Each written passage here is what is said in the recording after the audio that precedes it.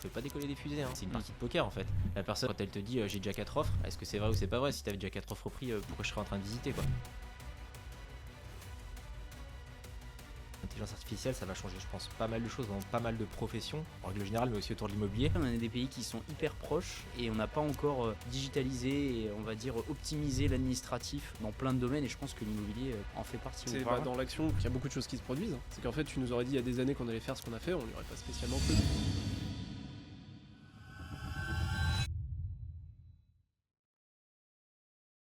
Bonjour à toutes et à tous, bienvenue dans un nouvel épisode du podcast Mindflow. On se retrouve aujourd'hui pour le 31e épisode et pour l'occasion, je ne suis pas dans mon studio habituel ni sur Dijon. J'ai eu la chance qu'on m'accueille à Chalon-sur-Saône avec Charles Arthur et Antoine. Salut les gars, comment ça va? Ça va et toi? Ça va très très bien. Merci de m'accueillir pour cet épisode de podcast. On est dans vos locaux, il me semble. Si vous pouvez nous expliquer un petit peu où est-ce qu'on est déjà pour contextualiser un petit peu cet épisode.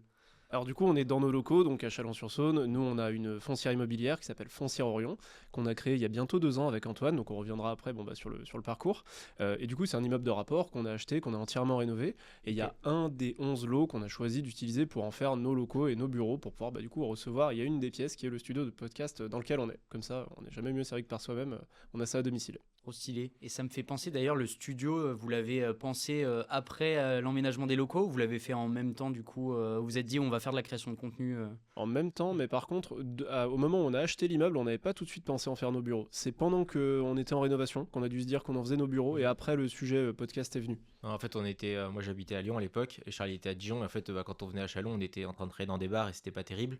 On avait embauché aussi une personne en CDI, donc forcément, elle était en télétravail, c'était pas top. Et on s'est dit, pourquoi en fait on fait pas un bureau dans l'immeuble? Et ça s'est fait comme ça parce qu'on est bien placé à Chalon, c'est assez central. Et puis on s'est dit, si on fait le bureau, on fait aussi une salle de podcast. Et puis voilà, on est là aujourd'hui quoi. Et du coup, on a créé une chaîne YouTube qui s'appelle Foncière Orion, comme notre société. On mettra d'ailleurs le lien de votre chaîne YouTube dans la description et sur toutes les plateformes audio pour que les gens qui nous écoutent aillent s'abonner bien évidemment à vos contenus, que je suis d'ailleurs depuis un petit moment maintenant, que je regarde avec grande attention. Merci. Parce que pour le coup, c'est pas tant le nombre d'abonnés, je trouve, qui compte, parce que des fois, on peut regarder des chaînes où il y a des dizaines de milliers d'abonnés, où les propos sont hyper génériques, et vous, au contraire, je trouve que c'est hyper précis, hyper structuré et super spécifique, et sincèrement, non, c'est des vrais conseils, on va dire, assez pépites, donc non, franchement... allez vous abonner, ça vaut le coup si vous êtes intéressé par l'immobilier.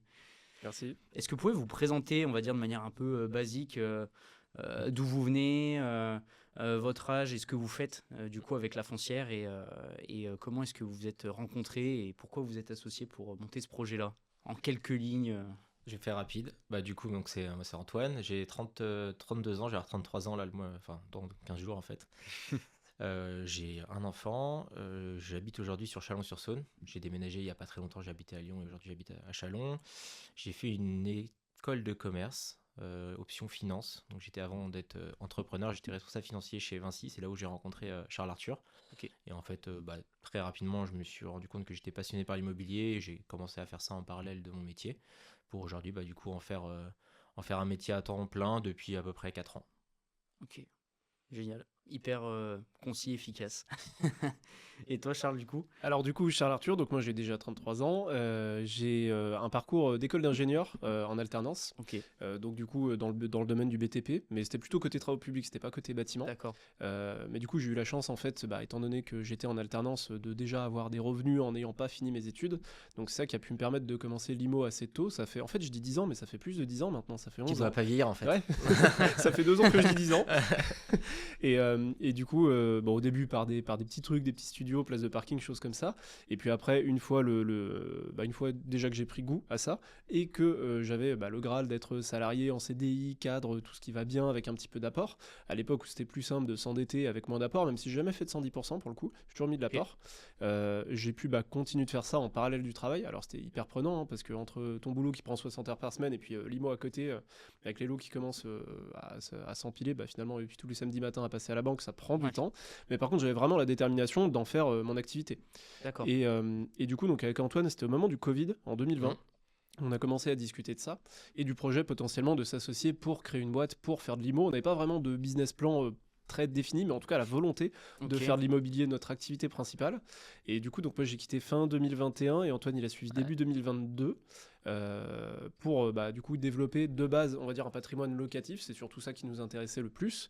Et à côté de ça, on a commencé à faire du marchand de biens et de l'accompagnement pour les particuliers qui veulent investir dans l'IMO. D'accord. Et c'est 3 activités qu'on a toujours sous la foncière. Donc en gros, pendant 2 ans et demi, on a avancé entre guillemets tout seul avec Antoine jusqu'à une 60aine de lots locatifs. Et on commençait à vraiment pas être bloqué, mais à plus être satisfait des conditions qui nous étaient proposées en termes de financement bancaire. Et en fait, on voyait que c'était pas viable, on pouvait pas dupliquer, on pouvait pas aller aussi vite que ce qu'on voulait, même si on n'est pas avide d'argent et d'empiler les millions, mais c'est l'aventure qui nous anime. Et le fait d'aller chercher toujours le nouvel immeuble, c'est un peu la chasse au trésor, et on trouve ça hyper intéressant, et aussi de partager l'aventure avec du monde, parce que on s'est pas mal associé, et du coup, la foncière, c'est aussi une énorme association, parce qu'on est bientôt 80 au D'accord. capital de la société. Et donc en 2024, on a créé la foncière, on est associé en fait avec un cabinet en gestion de patrimoine qui eux cherchaient en fait une solution d'investissement papier qui soit satisfaisante pour leurs clients, parce que en fait avant il existait les SCPI, enfin ça existe toujours, mais en tout cas chez Bien eux sûr, ça n'existe plus parce que ils ont eu d'énormes déboires avec ça, des grosses décotes, des problèmes de liquidité, enfin beaucoup de frais, beaucoup de fiscalité, enfin en gros beaucoup de défauts. Et du coup on a construit ensemble ce véhicule avec nous la vision opérationnelle du terrain, où avec Antoine on a toujours travaillé sur plus d'appartements que de locaux commerciaux. Quand on achète des immeubles de rapport, parfois tu as un commerce en pied d'immeuble, mais tu as quand même une majorité d'appartements.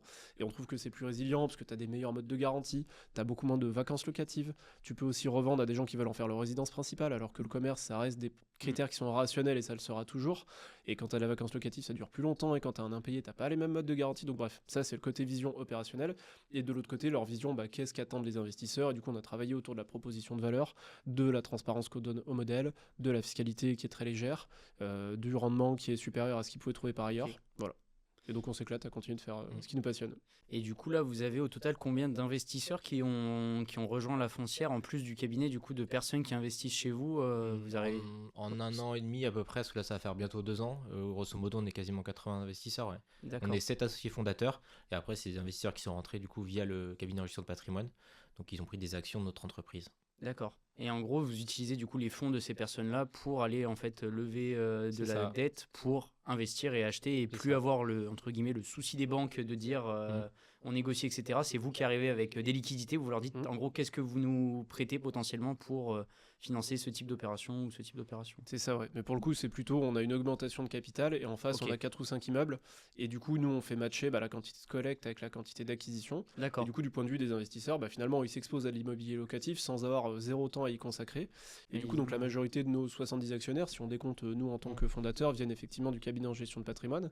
Mais du coup, depuis qu'on est sur les réseaux, il y a aussi des gens qui nous ont contactés et qui D'accord. sont devenus actionnaires. Donc, c'est possible de nous contacter directement sur le site Foncière Orion Ok. pour prendre contact avec nous. Et puis, on explique en détail la proposition de valeur. Et du coup, vous avez eu des personnes qui, via les réseaux sociaux, vous ont découvert et se sont dit, ah, c'est intéressant ce qu'ils proposent, et même sans vous avoir vu ou sans vous connaître directement, qui ont investi du coup via... Moi, c'est un truc qui m'a le plus surpris là, depuis que je fais de l'immobilier.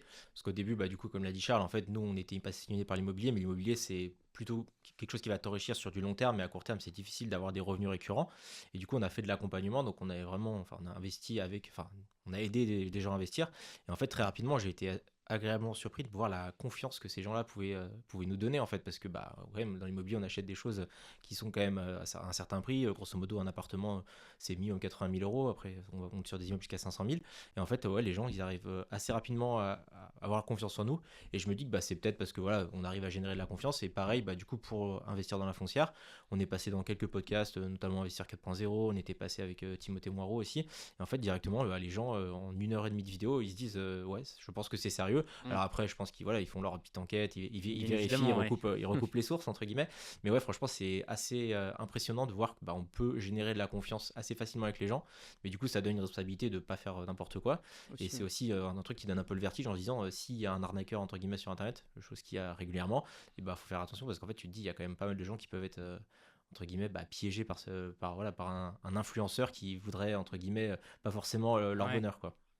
J'ai une petite question avant de commencer un peu notre échange avec le petit concept. C'est une phrase que vous avez peut-être déjà vue d'ailleurs sur la trame. C'est une phrase de Peter Drucker. C'est un consultant américain et management en entreprise. Une phrase que j'aime beaucoup. Il dit, c'est: les gens n'achètent pas ce que vous faites, ils achètent pourquoi vous le faites. Qu'est-ce que ça vous évoque, et est-ce que c'est quelque chose qui vous parle un petit peu dans le cadre de vos activités ou même à titre personnel Ouais, totalement. Le côté pourquoi, tu vois, il y a des gens qui sont actionnaires aujourd'hui de la foncière, qui le sont pour partager en fait l'aventure qu'on anime, le temps qu'on passe avec les gens, parce que du coup on leur donne beaucoup de contenu. Alors il y a le contenu qui est visible de tout le monde, on va Bien dire, sur sûr, les ouais. réseaux, après il y a du contenu privé pour les actionnaires, Ok. avec des bulletins semestriels, une assemblée générale, avec des journées qu'on organise avec eux plusieurs fois par an, où ils peuvent venir sur le terrain, visiter les bureaux, les immeubles qui sont en rénovation, on va manger ensemble, et c'est ce côté-là, au-delà du côté investissement, parce que de base on y va aussi pour ça, Bien sûr, ouais. mais pas que. Et pour le coup, on a des actionnaires, on a quelques exemples de personnes qui voudraient pas du tout investir dans un véhicule en mode on fait un virement et puis après c'est des immeubles de bureaux à Paris, on sait pas trop qui gère ça, on sait pas trop même où sont les immeubles. Ils préfèrent avoir du concret, du terrain et parler directement avec les porteurs de projets et aussi pouvoir donner leur avis, parce que je l'ai pas précisé tout à l'heure dans la liste des choses que nos actionnaires ont le droit de faire. Et ben quand on a des acquisitions qui sont importantes, c'est-à-dire qu'elles représentent plus de 5% du parc de la foncière, D'accord. on envoie ce qu'on appelle une sollicitation. C'est-à-dire que tous les actionnaires, ils reçoivent un mail, ils ont D'accord. 48 heures pour se prononcer, ils sont pas obligés de le faire, mais s'ils veulent le faire, ils ont du coup une info de l'immeuble qu'on projette d'acheter, enfin sur lequel on projette de faire une offre, et du coup ils peuvent dire oui, non ou s'abstient, et c'est la majorité simple qui l'emporte. Donc ça veut D'accord. dire que finalement on n'est pas seul maître à bord, et c'est pas qu'une seule fois par an en assemblée générale qu'on décide ce qu'on fait, c'est tout au long de la vie du modèle. C'est participatif en fait, du coup, Ouais, c'est avec. ça, ouais. Bah, je pense que ouais, et puis enfin ce que tu disais en fait aujourd'hui, il y a aussi enfin ce que la phrase disait, c'est qu'aujourd'hui en fait tu as tellement d'offres dans notre société, enfin tu vois, tu vas sur internet, tu peux investir dans énormément de choses et en fait bah, ce qui fait la différence, je pense que c'est l'humain. Mm. Hmm. Et en fait bah, les gens soit ils font confiance, soit ils s'identifient en toi en disant ah ce gars il a les mêmes valeurs que moi, et c'est ça je pense qui fait la différence. Et enfin moi je le vois aussi au travers des associations qu'on a pu faire. Enfin moi j'ai besoin au-delà de l'aspect financier, de l'aspect business, il faut que j'ai les mêmes valeurs et la même vision que ce gars à qui je m'associe, et du coup bah, c'est vrai que ça me parle, cette phrase me parle pas mal, ouais. Et vous, c'est un petit peu du coup ce qui a aussi fait naître le projet et peut-être ce qui vous a fait aussi vous associer au départ pour démarrer ce projet-là. Et vous êtes vraiment posé, vous avez pris le temps par exemple de vous poser, de dire ok, la vision de la foncière qu'on va construire, c'est ça, ça, ça. Enfin, vous avez vraiment fait ce travail-là consciemment ou ça s'est fait un peu indirectement parce que naturellement vous vous entendiez bien Bah, en tant que personne à la base. C'est vrai que la foncière, ça a été un peu un saut dans l'inconnu au début parce que bah, avec Charles, on est associés depuis quand même, maintenant ça va faire 4 ans, quoi, 4-5 ans, même plus. Pareil, je vois pas le temps passer, mais Alors on est fin 2025, ah, donc c'est ça, 5 ouais, ans. ouais, 5 ans. Et en gros, on s'était dit, bah, ça marchait super bien, on s'entendait hyper bien. On s'était dit, bah, de toute façon, on a conscience que pour se développer, il va falloir bah, s'ouvrir aux autres. Et donc, c'était l'objet de la foncière et s'associer avec un cabinet de gestion de patrimoine. Et on avait assez peur de se dire, bah, en s'associant avec les gens, bah, est-ce qu'on va pas devenir, entre guillemets, à nouveau un peu salarié, un peu dépendant des autres. Et nous, c'était pas ce qu'on voulait parce qu'on avait quitté nos emplois d'avant pour être libre, entre guillemets, à ce niveau-là. Et en fait, bah, l'association, ça s'est fait hyper naturellement. Et je trouve que bah, on a pris vraiment le temps de la réflexion. Grosso modo, ça a pris à peu près 6 à 8 mois de réflexion pour créer la foncière quand même. Ok. Bah, il y avait quand même déjà de la structure juridique à mettre en place, etc. Puis c'était aussi un moyen d'apprendre à se connaître, bah, qui va prendre quel pourcentage de part, etc. Ok. Et tout ça, bah, c'est vrai que ça a mis un peu de temps, mais franchement, ça s'est plutôt fait naturellement, je trouve, hein. Bah, c'était une super période qui était. Ouais. Alors en fait, t'en découvres un petit peu tous les jours et puis t'avances et tu recules, mais aujourd'hui on est vraiment content de ce qu'on a construit. Et finalement, il n'y a pas grand chose, on n'a pas l'impression qu'il y a eu de loupé, parce que finalement on a construit quelque chose qui est rigide aujourd'hui. C'est-à-dire qu'au début, bah, tu crées une boîte, tu décides, enfin entre les fondateurs. Aujourd'hui, on veut changer quelque chose, on est 80 à mettre d'accord pour changer quand quelque même, chose dans ouais. les statuts de la société. Mais pour le coup, ouais, franchement, j'en ai un bon souvenir de cette période. À la fin, il fallait quand même que ça sorte, mais surtout parce qu'on avait un immeuble en cours d'acquisition et il fallait qu'on l'achète. Donc c'est bien parce que ça nous a mis une deadline, hein, ça c'est. Ok. C'est quand même pas mal quand on se force, on va dire, à se dire, bah, de toute façon, à cette date-là, il faut que ce soit fini parce qu'on a un immeuble à acheter. Ça te force à prendre les actions et peut-être qu'on aurait mis 2 mois de plus si on n'avait pas eu cet immeuble dans les tuyaux. Super clair, hyper intéressant. Pour le concept de l'épisode, du coup, il y a 6 sujets au total que j'ai préparés. Ça peut être des questions, ça peut être des citations. Il y en a 3 que vous connaissez, c'est les 3 premiers. Et il y en a 3 autres que vous ne connaissez pas. L'idée, c'est de pouvoir échanger justement là-dessus librement et puis de rebondir, etc., de se poser des questions. Et du coup, l'idée, c'est que vous me donniez un chiffre entre 1 et 6 pour commencer, et inversement, et on fait ça jusqu'à ce qu'on épuise entre guillemets les sujets. Je vous laisse l'honneur de commencer. Je commence du coup. Ouais. Allez, le numéro 4. Selon vous, qu'est-ce qui va le plus changer dans l'immobilier dans les 10 prochaines années? Est-ce que c'est la réglementation, la data, l'IA, le type de locataire? C'est quoi pour vous les gros changements structurels et macro, on va dire, qui sont, on va dire, à même d'évoluer? Intéressant. Un des premiers sujets, je pense quand même, on va parler d'IA là peut-être. Un des premiers sujets, ça va être l'intelligence artificielle. Ça va changer, je pense, pas mal de choses dans pas mal de professions autour, en règle générale, mais aussi autour de l'immobilier. Je pense par exemple au métier de notaire, au clerc de notaire. C'est vrai qu'aujourd'hui, c'est des métiers, c'est beaucoup de rédaction. Et en fait, je pense que d'ici quelques temps, avec un chat GPT bien amélioré, hein, bien sûr, il y aura beaucoup, beaucoup de choses qui vont s'accélérer. Je pense que du coup, il y a des emplois qui vont se décaler. Les clercs de notaire vont peut-être basculer sur d'autres postes. Donc ça, je pense que ça va quand même pas mal modifier les choses. Après, au niveau de l'immobilier, c'est vrai qu'il y a aussi en ce moment, on le voit avec le budget de loi de finances, beaucoup de changements au niveau de la fiscalité. Et c'est vrai que c'est très difficile à savoir du coup dans quel sens on va. On a l'impression qu'on va quand même dans un sens où il y a de plus en plus de fiscalité. Donc pour l'immobilier, c'est quand même dommage. Mais bon, à la fois, ça reste une très belle opportunité. Donc je dirais que je pense qu'il va falloir être très agile, très souple pour arriver toujours à tirer le meilleur en fait de l'immobilier, donc s'adapter à la fiscalité, s'adapter du coup avec l'intelligence artificielle. Aujourd'hui, là on voit que par exemple il y a des architectes qui utilisent ça pour redesigner des appartements, etc. Donc en fait de toute façon dans tous les cas, moi je me dis qu'il va falloir comme d'habitude en fait. Nous on a commencé il y a 5 ans, les taux ils étaient à 1%, aujourd'hui les taux ils sont à 4%. En fait on s'est adapté au marché et en fait dans tous les cas les évolutions ça va être la même chose, il va falloir s'adapter et puis on essaie de tirer le mieux de tout ce qu'on peut avoir, toutes les cartes en main comme l'IA, etc. quoi. T'en penses quoi, toi, Charles? Ouais, mais je suis d'accord avec ça, c'est la data pour moi. Et en fait, tu le vois à l'occasion d'une transaction. Par exemple, toi, tu es en cours d'acquisition, ton à fait. premier bien locatif. En résidence principale. résidence principale Ouais, Ok. un petit T2 à Dijon en Ouais. résidence principale, ouais. Cool, félicitations. Avec des travaux dedans, du coup, pour revaloriser Ouais. le bien. Et j'ai quand même fait la data, t'as raison, en fait. Et moi, je me suis basé uniquement là-dessus sur l'achat du bien. Mm. Ouais. Et en fait, tu vois qu'à l'occasion du processus d'acquisition, tu as beaucoup de documents qui te sont transmis, beaucoup Ouais. d'annexes, des diagnostics, des PV d'AG, des Ouais. factures de travaux. C'est terrible Et- quand tu découvres ça. Ouais, et en fait, le truc, c'est que, Première fois. tu vois, typiquement, il y a 5 ans, les actes, ils étaient beaucoup moins longs. Aujourd'hui, quand tu achètes un immeuble de rapport, enfin, je déconne pas, hein, l'acte plus les annexes, ça peut faire 1000 pages. Hein. Je te promets, j'ai eu des trucs, un PDF, ouais il fait plus de 1000 pages. À ce point. Ouais, il y en a de plus en plus. Ouais, souvent, du coup, ça passe même pas. On est obligé de mettre les annexes à part. Parce qu'en fait, il y a de plus en plus de réglementations. Tu vois, Parce par que exemple. c'est un millefeuille en fait fiscal et réglementaire qui en fait s'empile. C'est Bah, ça, c'est qu'il au te fur et à faut 5 mesure. diag par appart, plus tous les baux, plus tous les états des lieux, plus tout En fait, on multiplié par multiplie le nombre tout de lots. Ouais. par le nombre de Quasiment, lots. ouais. Plus Tu- de l'immeuble en c'est tant que ça. tel, je suppose Ouais, aussi c'est ça. sur la structure, Et etc. typiquement, tu vois, par exemple, pour parler des DPE, ça c'est un sujet quand même assez Ouais. d'actualité, qui a Ouais. déjà changé 3 fois en 2 ans. Et en gros, quand tu achètes un immeuble, logiquement, tu dois avoir un DPE immeuble. Ok, c'est pas le DPE lot par lot. Tu vois. D'accord. Mais nous, ce qui nous intéresse en tant que bailleur, c'est d'avoir les DPE lot par lot, parce que c'est sur cette lettre qu'on se base sur savoir est-ce qu'on est E, F, G, D, voilà. c'est Fixer ça. les loyers C'est pour ça. acheter Et le au jour bon où- prix ou Imaginons revendre que au tu bon veux le prix. revendre à la découpe, du coup, c'est le DPE individuel qui t'intéresse.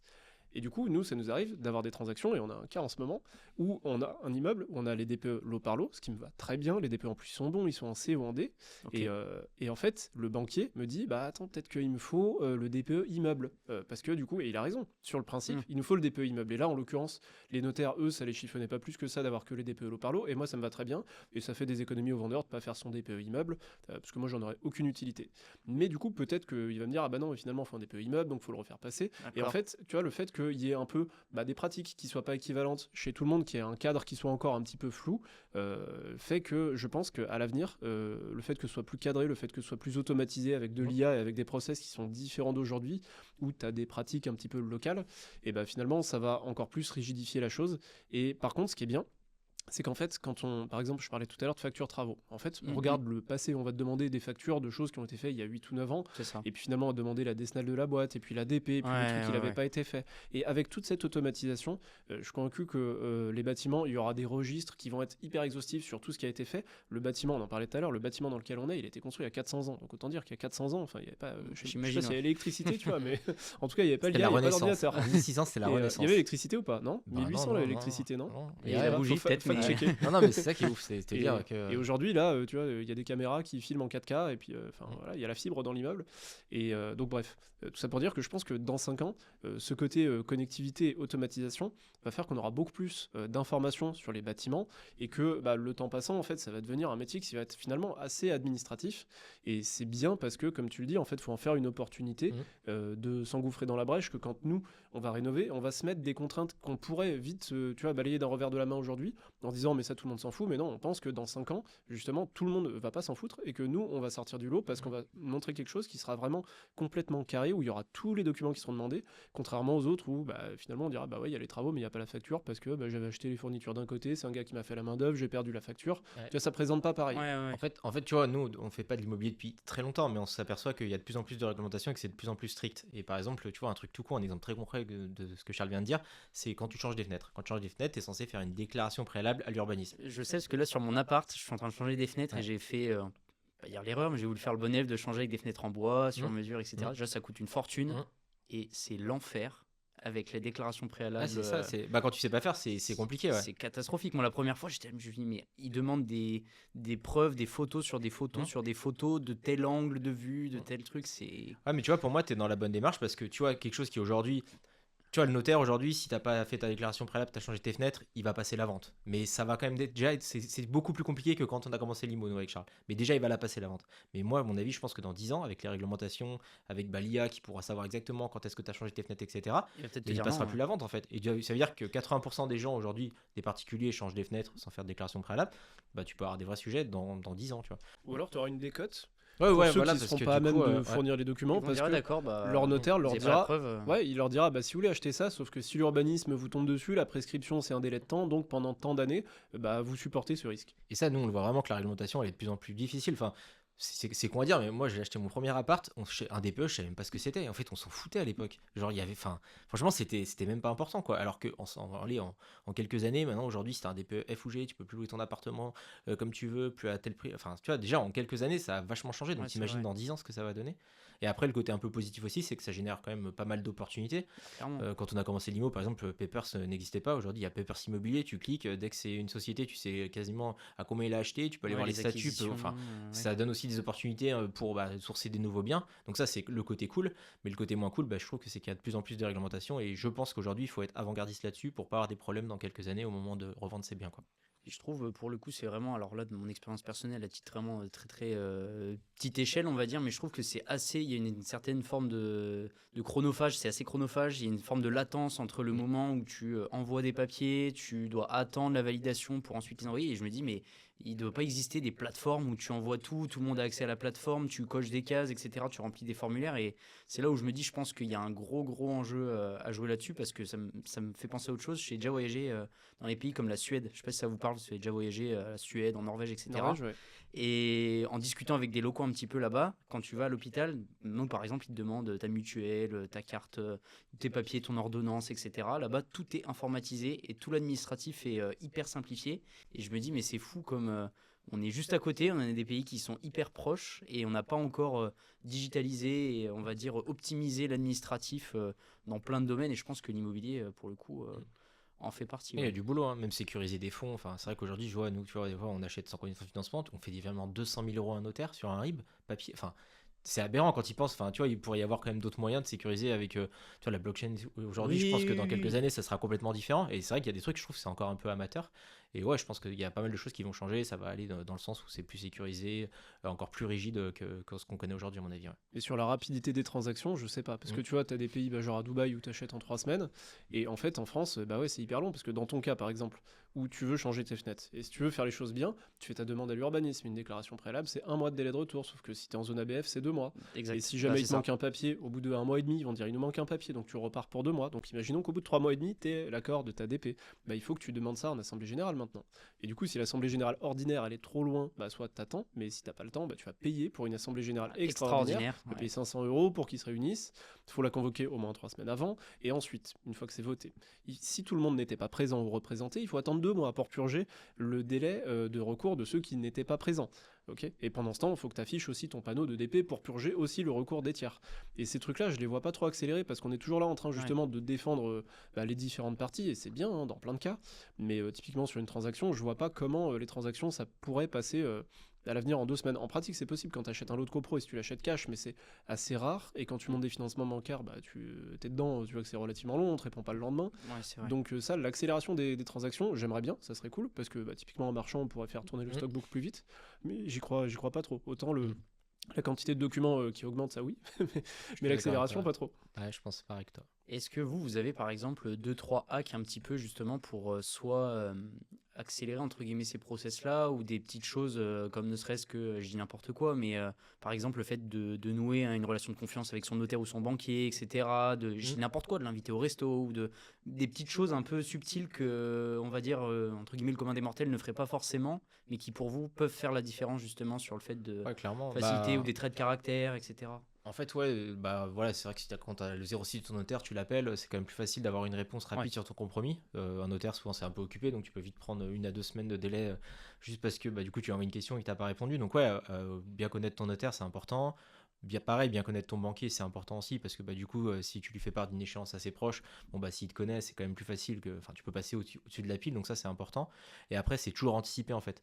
Par exemple, on parlait tout à l'heure de l'administratif, faire la déclaration préalable. Tu t'attends pas d'avoir ton compromis pour du coup faire cette déclaration. Tu peux la faire en fait à partir du moment où ton offre d'achat est acceptée, bah, tu vas peut-être gagner 3 semaines quoi. Donc voilà, l'idée c'est toujours essayer d'anticiper pour essayer bah, de réduire ce délai hyper long qui est l'acquisition d'un bien immobilier en France. Grosso modo c'est 6 mois et essayer bah, de jouer en fait pour anticiper à chaque fois. Idem par exemple tu as des travaux à faire dans l'appartement, bah t'attends pas d'être propriétaire pour faire des devis avec les artisans. Tu le fais avant, tu t'organises avec l'agent IMO ou avec le particulier en direct pour aller venir faire visiter l'appartement à tes artisans pour qu'ils chiffrent les travaux et que à J+1 en fait quand tu es propriétaire les travaux ils commencent quoi. Donc essayer un peu d'optimiser comme ça, parce que sinon, ouais, c'est vrai que ça peut prendre 1 an en fait. Si franchement, si tu n'optimises rien, je pense que tu peux passer 1 an à acquérir ton bien. Quoi. Ah bah largement, ouais, si t'es dans un cas Mm. comme ça, en copro, il faut faire une DP, en Mm. plus les fenêtres, Ouais. parce qu'attends, on avait même pas fini l'exemple, mais en plus les fenêtres, le jour où tu les commandes, tu les reçois pas le lendemain, Ouais, elles c'est sont ça, pas en ouais. stock, c'est sur mesure. Ah donc non, du il y a coup- 3 mois là de délai. Puis en Ouais, plus, vu que là on est en fin d'année, bah, les usines c'est Noël, donc Ouais, la c'est France ça. s'arrête Ouais, pendant ouais. 1 mois quasiment. Ouais. Donc ça rallonge de 1 mois les délais Mm. supplémentaires. Ouais, Ouais, ça, ouais, c'est- toujours mais si essayer tu- c'est fou. d'anticiper. Ouais. Ouais, si tu C'est t'amuses fou. à faire le scénario du pire des cas, largement, ouais, t'y habites pas avant 1 an, quoi. Mm. Et par contre, inversement, quand tu veux compresser les délais, bah, c'est bien de vouloir les compresser, c'est pas un objectif non plus de faire une Oui, perf bien sûr. ultime et de dire, bah tiens, j'achète cash pour aller plus vite, non, ça serait dommage. Mais par contre, ouais, d'avoir bien conscience de l'existence de tous ces délais, de à quel point ils peuvent se chevaucher. Et tu vois, avant, quand je faisais travaux publics, on faisait des plannings à 3 semaines, où tu avais bah, du coup tes différentes équipes, tes différentes tâches qui avancent un petit peu de concert, et tu vois où Ok. est-ce que ça coince, et tu vois où est-ce que tu peux commencer à gagner du temps. Et bah du coup, c'est un petit peu ça aussi, de dire que sur le volet, par exemple, financement bancaire, alors si t'as déjà une banque, tu peux la consulter en amont de ton projet. Si t'es prospect, c'est compliqué d'aller voir des banques en disant je vais peut-être acheter ça, j'ai pas encore de compromis signé, ça ils aiment pas trop. Mais en tout cas, de préétablir un petit peu des conditions avec ton banquier, en même temps que ta DP, comme t'as dit, tu peux la poser avant d'avoir signé, avant d'être propriétaire. Tes devis travaux, tu peux les faire n'importe quand. Et en fait, d'essayer de raccourcir au maximum les délais, parce que sinon, s'ils se chevauchent, ouais, t'es parti pour 1 an. Ouais, d'avoir une sorte en fait de, si on résume un petit peu, de planning de tâches en fait, de Mhm. dire quelles sont toutes les composantes du projet Mhm. et en gros d'avoir une to-do list par composante en fait, par colonne et de dire C'est ok ça. je coche Mhm. telle case, Ouais, telle case. Surtout que c'est vraiment la particularité de l'IMO, je trouve, c'est que tu as énormément d'intervenants et une diversité dans ces intervenants. Enfin, tu vas parler à un notaire qui est quand même quelqu'un voilà, plutôt intellectuel et tu vas parler avec un artisan qui lui est plutôt manuel. Quoi. Donc tu vois, il va falloir s'adapter aussi. Il faut que tu ailles sur ton chantier, à la fois il faut que tu ailles bien présenter avec le banquier, donc c'est pas non plus forcément la même tenue. Enfin, il faut être assez adaptable en fait dans ce milieu-là et il faut être, faut être entre guillemets assez intelligent au niveau de la relation, donc une intelligence relationnelle, parce que bah, du coup, tu te comportes pas pareil avec un artisan comme tu peux te comporter avec un 100%, notaire. Ton artisan, c'est vrai que normalement, tu le tutoies, tu vas avoir une relation plutôt de confiance. Le notaire, c'est un peu plus compliqué, quoi. Tu vas pas le tutoyer directement dès le premier rendez-vous. Donc, faut être aussi assez adaptable à ce niveau-là. Ouais. Donc l'intelligence sociale c'est quelque chose qui pour vous peut faire la différence justement peut-être lors Ah, d'une dans les- acquisition ouais. ou dans un process justement De comme toute façon, comme acheter ça. un bien IMO, on fait pas décoller des fusées. Hein. C'est juste, c'est quoi? C'est sentir. En fait, il faut sentir la personne qui t'es en face. C'est une Mm. partie de poker, en fait. La personne, quand elle te dit j'ai déjà 4 offres, bah, est-ce que c'est vrai ou c'est pas vrai? Si tu avais déjà 4 offres au prix, pourquoi je serais en train de visiter, quoi? Et l'idée, c'est de réfléchir un peu tout le temps, de dire, mais attends, qu'est-ce qu'il a vraiment dans sa tête? Et c'est vraiment, pour moi, c'est un jeu, c'est une partie de poker où il faut essayer de connaître le jeu de l'autre et puis de remporter la partie avec la meilleure main, quoi. Moi, je le vois vraiment comme ça. Et pour moi, c'est une des intelligences les plus importantes, c'est vraiment l'intelligence relationnelle pour faire de l'immobilier. Ouais. Super intéressant. Ça me fait penser justement du coup à un autre sujet qui pour moi est hyper intéressant que j'avais noté dans les 6 sujets. C'est le numéro 1. C'est quel est le pire conseil que l'on puisse donner à quelqu'un qui souhaite débuter et investir dans l'immobilier en 2025 et 2026 dans le contexte actuel. Il y en a pas mal des pires conseils. Hein. C'est quoi votre, du coup, si on devrait aller donner le top, chacun respectivement, le top 3? Ouais. Vraiment les pires du pire où, en gros, le tonton ou la tata en repas de famille là, à Noël, il va vous dire non, mais achète surtout pas. Ou, enfin, ce serait quoi pour vous les top 3 respectivement pires conseils? Alors ça serait que tu vas devenir rentier avec 1 ou 2 appartements. Et il y a des gens qui le promeuvent encore Ils en continuent à 2025. le promouvoir. Ouais, Ouais. Bon, en fait, c'est d'aller de trop s'axer rentabilité, quoi. Se dire, par exemple, Comme tu dis, voilà, je veux être rentier au bout de 2 appartes, mais en fait, se dire, bah, sur le papier, tu vas être, entre guillemets, rentier, mais ça marchera pas. C'est d'aller dans une ville, peut-être pour faire de la location courte durée, dans une toute petite ville où, en fait, bah, du coup, tu as un prix au mètre carré très faible, mais en fait, il y aura pas forcément de demande, donc ça va pas marcher. Donc, je dirais, quoi, il y a ça, les fausses promesses et l'argent facile, parce que l'immobilier, enfin, vraiment, tu peux gagner de l'argent avec de l'immobilier, tu peux devenir très riche avec de l'immobilier, mais c'est pas de l'argent facile, hein. Il y a beaucoup de travail en face et il y a beaucoup de risques. Moi, je dirais que ça, c'est un des pires conseils. Mhm. Et un autre, ça serait d'acheter faire du neuf, acheter dans l'immobilier neuf sans utiliser l'effet de levier, donc acheter cash. Un promoteur qui vient vous voir, bonjour, devenez Ouais, propriétaire, c'est ça. acheter un appartement. Faire du dans Pinel, une par barre. exemple. Le Ouais. Pinel, ça a été beaucoup plébiscité par les Français, mais pour moi, c'est une aberration, dans le sens où, en fait, ok, tu économises des impôts, mais généralement, bah, du coup, les gens, ils savaient que ceux qui arrivaient sur du Pinel, ils avaient plus d'argent, puisqu'ils voulaient économiser de l'impôt à la base, donc ils ont surpayé les biens, ils ont acheté dans des endroits qu'ils connaissaient pas forcément, à l'autre bout de la France, et en fait, bah, ça, enfin, il y a pas pire, en fait, de pas connaître son marché, de surpayer son bien, enfin, de pas faire d'analyse de marché avant d'acheter, c'est une aberration. Donc je dirais ça, et après, bah, ne pas faire d'effet de levier, donc la fausse bonne idée de dire je vais acheter, j'ai 100 000 euros, je vais les acheter cash, comme ça je vais avoir 600 euros de loyer par mois. Ouais, ok, tu vas avoir 600 euros, mais quand tu vas payer la taxe foncière, etc., il va pas te rester grand chose. Et ça, en fait, bah, l'intérêt même de faire de l'immobilier, c'est l'effet de levier. Donc avec 10 000 euros, bah, en fait, la banque va t'emprunter peut-être 100 000. Et en fait, bah, c'est intéressant de jouer avec 100 000 euros quand on a mis que 10 sur la table, quoi. Tu as un très bon rendement sur fonds propres. Et en fait, c'est pour ça que l'immobilier, c'est un des meilleurs actifs d'investissement. C'est qu'en fait, tu as le rendement sur fonds propres qui est exceptionnel grâce à l'effet de levier, quoi. Est-ce que tu as d'autres conseils, toi, Charles Arthur, qu'on donne et que tu trouves complètement aberrants ou ça rejoint un petit peu ceux d'Antoine? Ouais, bah, je suis d'accord avec ce que tu as dit, et il y en a un qui m'est venu en même temps, c'est le fait de faire des travaux pour générer de la plus-value. Et ça, c'est un Ok. truc qu'on entend souvent de la part de gens qui disent, bah tiens, je C'est cherche vrai. un truc avec beaucoup de travaux pour générer de la valeur. Et oui, sur le papier, c'est vrai. Et en fait, c'est vrai, même nous, dans les pôles professionnels de l'IMO, tu as des banquiers qui parlent d'add value, tu vois, de dire, bah tu achètes des actifs et puis tu Ok. vas les transformer pour leur amener de la valeur. Et c'est vrai, ça existe. Mais en fait, tu peux aussi juste gagner de l'argent parce que tu as bien acheté. Et là, tu pris aucun risque, en fait. C'est-à-dire que juste, tu l'as acheté moins cher. Alors, c'est très facile à énoncer, c'est très dur à faire. Mais par contre, c'est pas, enfin voilà, faire des travaux, c'est pas une fin en soi. Et nous, sur la foncière, on fait beaucoup de travaux, mais on fait pas du tout que des travaux. Et quand on les fait parce qu'il y a un excédent de rendement par rapport à ce qu'on va chercher habituellement ou de plus-value latente. Et on va pas chercher à faire que de la rénovation tout le temps parce que du coup, bah, c'est source de risque, hein, parce que tu modifies lourdement le bâtiment, ça fait appel à encore plus d'intervenants, c'est encore plus de délais. On en parlait tout à l'heure, parfois tu passes avec des permis de construire, donc tu rallonges encore les délais. Et donc, il faut les faire, mais parce que il y a un excédent de rendement ou de plus-value latente en face, mais il faut garder en tête que ce n'est pas une mécanique. C'est pas parce que j'ai fait 50 000 euros de travaux plutôt que 10 000 que j'ai généré X de plus-value latente. Pas du tout, en fait. C'est juste, regarde combien tu as acheté, combien tu as fait de rénovation, tu peux en avoir fait ou pas du tout, ou juste un peu, et quelle est la différence par rapport à la valeur du marché. Mais c'est pas, il y a personne, il n'y a pas une règle dans le marbre qui dit, bah tiens, si tu as fait tant de travaux, tu vas être en plus-value. Pas du tout. Si tu les fais mal, et il y a beaucoup de gens qui se sont plantés avec des travaux, qui peuvent les sous-estimer, qui peuvent se faire arnaquer par des artisans, qui peuvent avoir les délais qui rallongent, qui peuvent avoir des difficultés pour financer, parce que quand tu commences à faire énormément de travaux, et par exemple plus de travaux que le prix d'acquisition, les banques elles aiment pas, parce que c'est compliqué en termes de prise de garantie, enfin c'est plus risqué pour elles, donc il y a plein de raisons pour lesquelles les travaux, faut y aller mollo. Je trouve que ça, c'est une vraie idée reçue, tu vois. Moi, j'ai une famille pourtant classe moyenne, plus, on va dire. Voilà, tout le monde est propriétaire de sa maison. Et mes oncles, mes tantes, c'est vrai que quand tu les entends des fois parler un petit peu dans des repas de famille ou quoi, ils te disent, ah non, mais faut faire des travaux, etc. De toute façon, si tu fais des travaux, tu vas toujours t'y retrouver, etc. Et j'ai déjà eu le cas avec des personnes de ma famille qui ont fait des travaux dans leur résidence principale et qui ont voulu changer pour acheter une petite maison à côté. Et au moment où ils mettent le prix, enfin le bien sur le marché en ayant fait des dizaines de milliers d'euros de travaux, se disent mais ça vend pas en fait. Enfin, Et surtout, ça marche pas parce qu'ils sont en mode bah ouais, t'habites dans un trou paumé ou alors et c'est pas parce que t'as pimpé ta maison et que t'as mis la piscine, etc. Et ils se retrouvent vraiment dénus au moment de revendre parce que bah c'est le marché qui dicte en fait un peu le prix. Et je l'ai vécu pour le coup et je me suis dit attends, il disait qu'il fallait faire des travaux, que c'était bien, mais en fait même en faisant des travaux du coup tu récupères pas. Et ça je trouve que c'est un truc dans les générations un peu c'était où il fallait à tout prix devenir propriétaire, il fallait à tout prix faire des travaux pour améliorer ta maison et qui se sont retrouvés là du coup un peu dénus un peu dénus vis-à-vis de ça. Mais surtout sur la résidence principale où tu vois, enfin, je dis n'importe quoi, mais par exemple, t'as envie de te faire un kiff, t'as envie de t'acheter une cuisine, tu vois. Ta cuisine, bah, il y a une époque, la mode, c'est les cuisines rouges. T'avais que des cuisines rouges, tu vois. Et tu mettais 20 000 euros dans une cuisine rouge, par exemple, donc en mode, j'ai fait des travaux, j'ai une plus-value, mais aujourd'hui, bah, en fait, c'est devenu démodé. Donc tes 20 000 euros que t'as mis dans ta cuisine, hormis t'avoir fait plaisir sur un moment. Ouais, voilà, mais tu vas pas acheter la maison parce que tu dis, oh putain, la cuisine, j'ai un coup de cœur. Et en fait, la résidence principale, faire attention parce que, ok, tu te fais ta maison à ton goût, mais c'est pas le goût de tout le monde, tu vois. Et c'est pas parce que tu te fais, je sais pas, une super véranda que en fait, ta maison, elle vaut 20 000 euros de plus que tu as mis 20 000 euros dans ta Exemple véranda. concret, c'était la véranda. Bah, La tu véranda vois. qui coûtait 15 000 balles et en fait, bah ouais, ça rentre pas tant en compte dans le prix Enfin, de la moi, maison par que exemple, ça, j'aime en pas fait. les vérandas, donc j'achèterais pas une maison avec une véranda, tu vois. Voilà. Je préférerais même qu'elle soit pas là, tu vois. Non, mais Ouais. c'est con, mais tu vois, c'est l'ego et les couleurs en fait. Et, Ouais. et sur la résidence principale, il faut vraiment être prudent sur les travaux. Après, ou alors faut en être conscient en se disant, je fais des travaux pour me faire plaisir, mais je sais que peut-être que je les récupérerai pas à la fin. Mais c'est pas un calcul mathématique qui dit si je fais 1 000 euros de travaux, je vais gagner 30 000, quoi. Ça marche Ouais, pas. c'est genre j'ai acheté tant, Ouais. j'ai payé tant de frais de notaire, Ouais. j'ai fait cuisine, salle de bain, Mm. machin. Plein de travaux, J'ai du dépensé coup- tant, donc ma maison elle doit valoir un petit Ouais. peu plus. Et il y a des gens Ouais. qui ont ce raisonnement. Ouais. Et il Mais faut pas leur jeter la pierre, hein, peut-être Non, que non, non, c'est- bien sûr. Hein. Mais en tout cas, faut Ouais. bien en avoir conscience.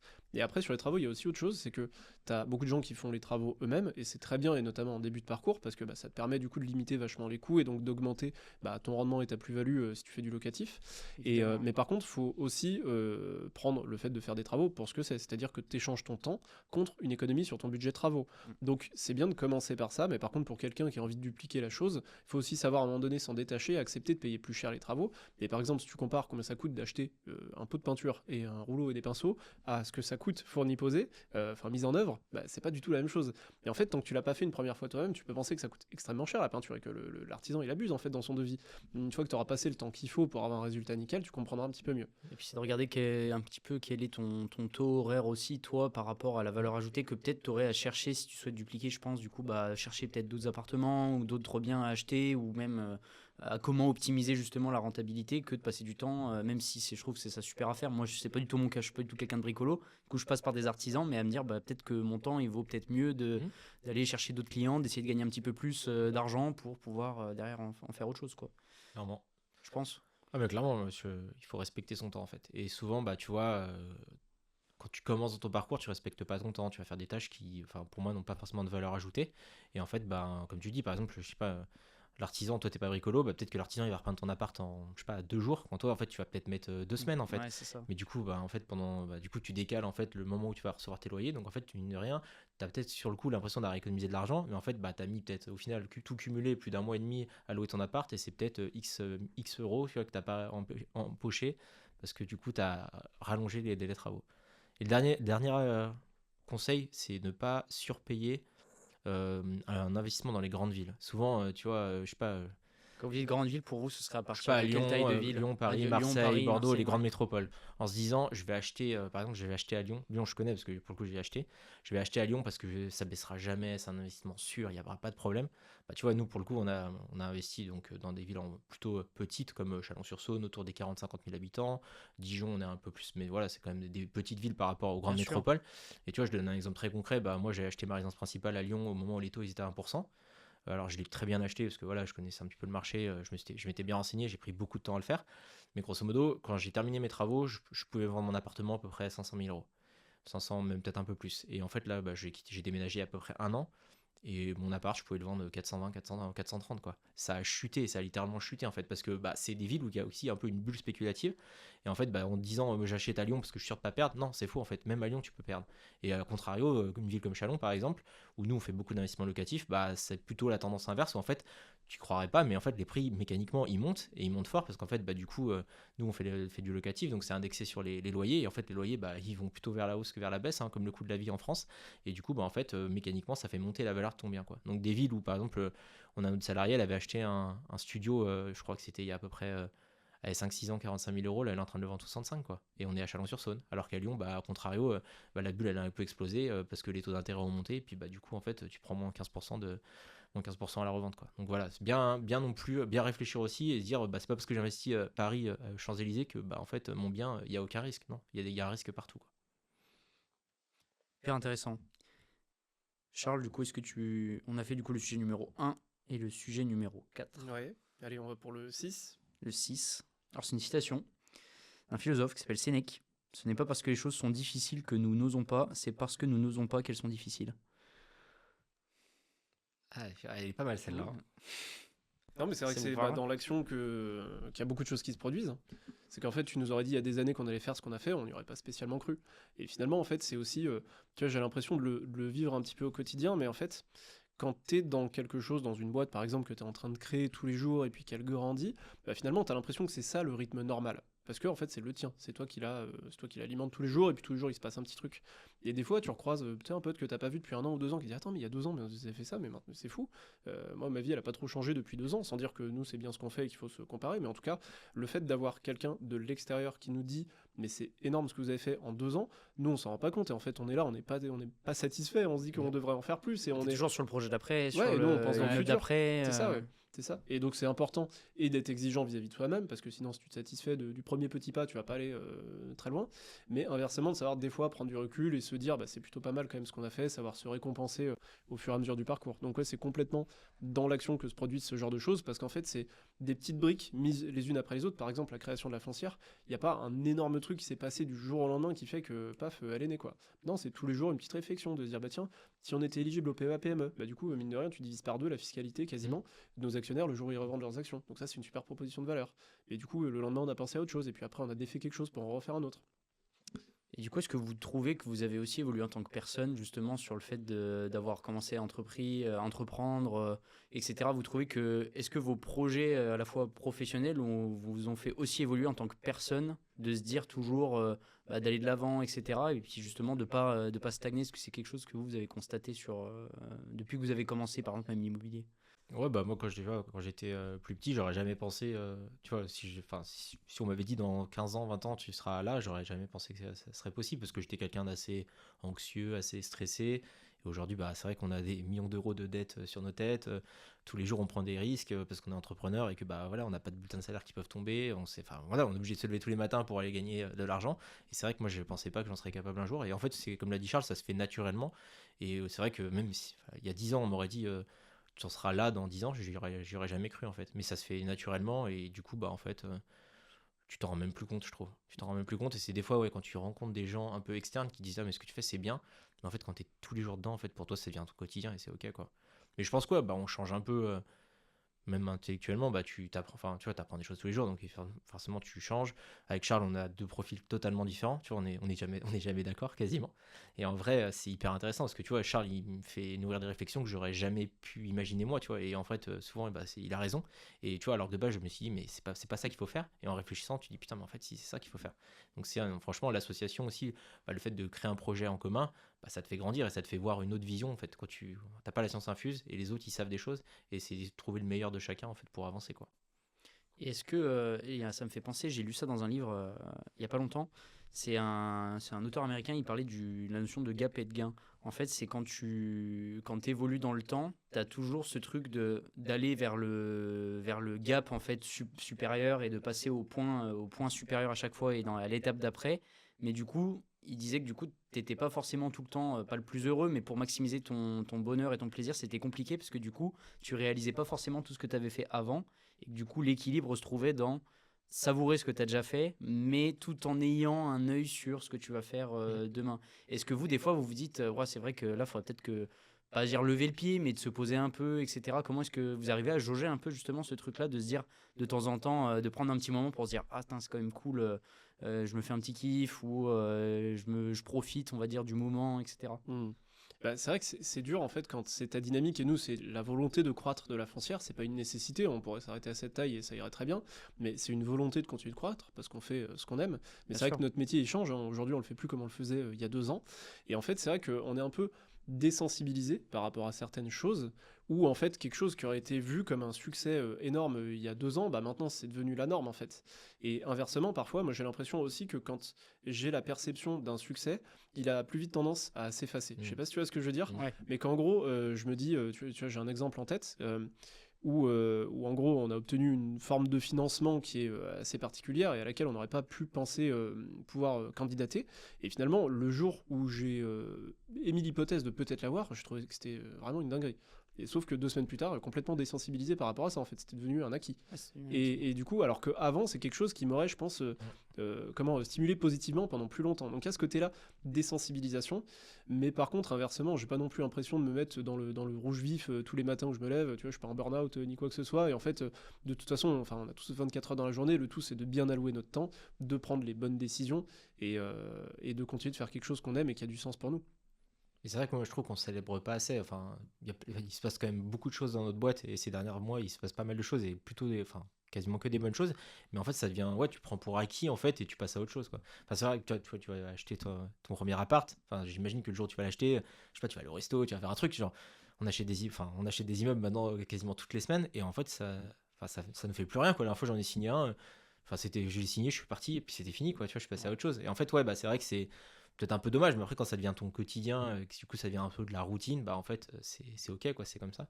Mais ouais, des fois moi aussi c'est mon petit plaisir, des fois genre c'est con, mais c'est le vendredi soir, tu vois, et je suis tout seul au bureau et genre je pars du bureau et tu vois je ferme la porte, je fais putain quand même, tu vois on a des beaux bureaux, l'immeuble il est à la Ouais, foncière. t'as une Ouais ouais, micro-réalisation. pendant quelques secondes, mais c'est des trucs tout con, j'ai dit Ouais, putain ouais, quand même, ouais. tu vois c'est cool quoi.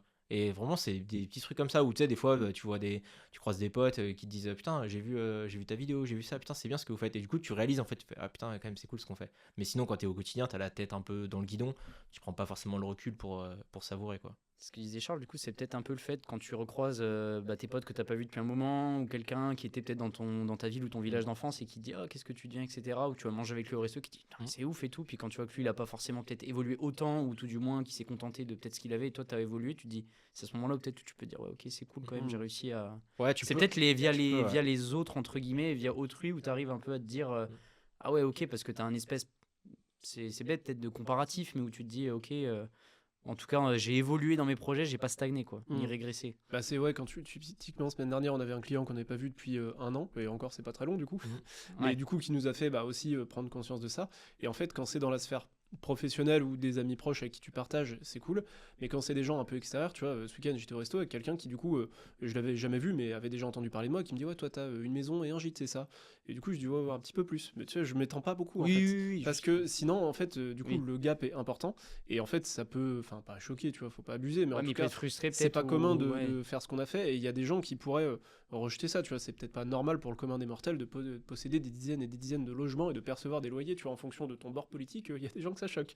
Donc Ouais. là aussi, on en parlait avec Félix, un des associés de la foncière, où tous les trois, on peut partager des choses qu'on partage pas forcément avec d'autres personnes. Ouais, c'est vrai. C'est ça qui est difficile, c'est que ouais, tu peux pas tout dire en fait. Et Ouais. t'es pas, soit t'es un mytho, soit t'es un vantard, alors que je pense qu'on est aucun des deux. Mais du coup, il y a des choses qui sont pas entendables pour le commun des mortels, et du coup, bah, c'est pas des choses que tu partages facilement, tu vois. C'est aussi ça qui est intéressant de s'associer, c'est que bah, en fait, voilà, on connaît les situations de chacun, on peut tout se dire, et c'est plus facile que, enfin, tu vois, moi, mes parents, je peux pas, enfin, ils se rendent pas forcément compte, tu vois, Ouais. de ce que ça représente, tu vois. Mais c'est pas grave, du coup, t'en parles pas, et puis tu parles d'autre chose, quoi. Ok. Hyper intéressant. Et après, ouais, pour finir, tiens, je vais compléter ta citation par une autre, que je vais essayer de pas écorcher. C'était que le bonheur, ça consiste à continuer de désirer les choses que tu possèdes déjà. Et en fait, Ouais. Mm. ce qui est bien dans l'immobilier, c'est qu'en fait, tu gagnes de l'argent, mais d'une manière particulière, parce qu'en fait, tu crées du patrimoine. Au début, bah, brut, parce que bah, voilà, t'as emprunté, mais ensuite, ça devient du patrimoine net au fur et à mesure que tu rembourses les dettes. Mais tu peux pas prendre cet argent pour aller le dépenser, tu vois. Donc, tu es obligé de finalement créer de la valeur sans pour autant pouvoir t'en saisir et pouvoir la consommer tout de suite. C'est ça qui est pas mal dans l'immobilier locatif, pour le coup, c'est que en fait, bah, tu le perds. Enfin, c'est un défaut et un avantage, mais en tout cas, à ce titre-là, c'est un avantage parce que tant que t'as pas vendu, tu peux pas avoir directement la récompense. Par contre, tu la vois quand même s'afficher dans ton tableau de patrimoine, et tu la vois grandir année après année. Et là, du coup, bah, c'est aussi un peu les petits pas dont on parlait tout à l'heure qui font que, bah, en fait, tu as l'habitude d'amortir, tu vois, ton prêt, bah, tu vas payer C'est un ça. crédit, tu vas amortir du capital, peut-être qu'un jour tu feras du locatif, et tu vas te dire, bah, finalement, le premier locatif, ça va être bizarre d'avoir un locataire qui amortit du capital à ta place. Peut-être qu'un jour, tu auras 10 locataires qui amortissent du capital à ta place. Et du coup, ça va devenir normal qu'en fait, même, tu auras une quantité de capital amorti mensuel supérieure à ce que tu génères en travaillant. Mais du coup, ça sera devenu normal pour toi. Et Ouais, donc, tu tout à t'en fait. satisferas moins. Alors que le premier locataire, ça va être différent. Ouais, non, mais tout à fait. Mais c'est vrai que ouais, tu sacralises beaucoup à chaque fois bah, la première étape, la première fois, le premier. Mais une fois que le pas est enclenché, après, je trouve que c'est surtout une question de mentalité derrière où tu te dis, ok, je peux me contenter de ça. Et il y a un truc aussi qui joue pas mal, je trouve. Et c'est peut-être pour ça que. Et j'avais écouté une de vos vidéos où vous parliez, par exemple, des profils qui sont pas du tout faits pour l'immobilier et des profils qui sont faits pour l'immobilier. Et toutes les personnes qui aiment le plaisir instantané, etc., ou de dire, bah, je vais devenir rentier avec 3-4 apparts, c'est vrai que c'est compliqué parce que on a l'effet de levier, on peut emprunter, on peut accumuler du patrimoine, tout, c'est super cool, mais en réalité, et j'en discutais pas plus tard avec un collègue à moi, là, il y a 2-3 jours, où en fait, c'est que peut-être dans 10 ou 15 ans, où tu auras déjà amorti beaucoup, beaucoup de capital, où tu pourras vraiment te dire, ok, je me retire un peu de liquidité pour en profiter, etc. Mais c'est pas du plaisir instantané où tu as tout de suite 500 balles qui tombent sur ton compte net. cash, quoi. Moi, tu vois, c'est ça que j'apprécie, c'est de me dire dans 15-20 ans, je suis très très bien, mais qu'aujourd'hui, enfin, en plus, j'ai pas l'impression de travailler parce que j'adore ce que je fais, mais j'aime Tu bien. vis Ouais, le normalement, plaisir différé, tranquillement. j'adore ça. Ouais. En Mais fait, pour moi, tu ouais. es plus heureux à te dire je vais m'acheter ça ou je vais avoir ça plus tard que de l'avoir tout de suite. Ouais. Tu vois, Ouais. je pense que c'est. Ouais. Enfin, tu vois, quelqu'un qui s'achète, je sais pas, une très belle voiture, je pense qu'il est heureux le jour où il l'achète, évidemment.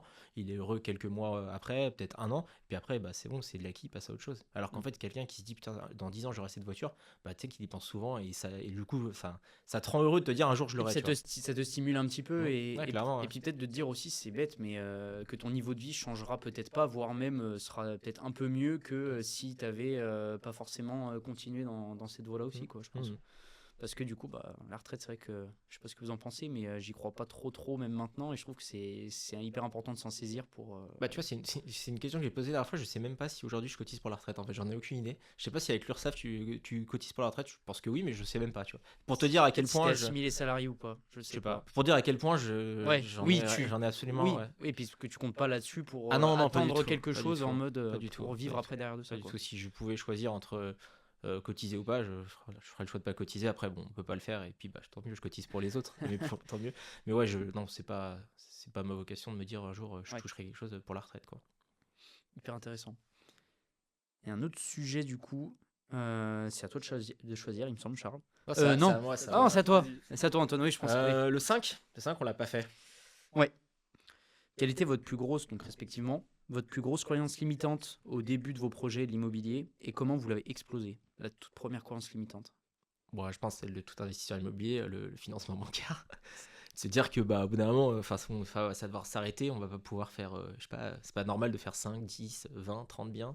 Et en fait, bah, tu te rends compte que bah, en À fait, pas mal d'étapes, au bout de 5 et 10, tu te dis, ouais, non, là, bah, ça va être déjà, chaud. la première fois que tu vas à la banque, tu te dis putain, j'espère que j'aurai mon financement. Le Ouais, banquier, il te ouais, dit, c'est réel. je vous le donne, tu fais ouais, Ouais, incroyable. franchement, c'est vrai. Bah ouais, non, mais tu vois, tu Je te te dis, jure, c'est vrai. Ouais. ouais. Après, tu te dis, ouais, j'en ai fait un. Et tu vas voir le deuxième, il te dit, allez, je vous reprête encore. Tu te dis, putain, ça va s'arrêter. Au bout d'un moment, c'est pas possible. Tu vois.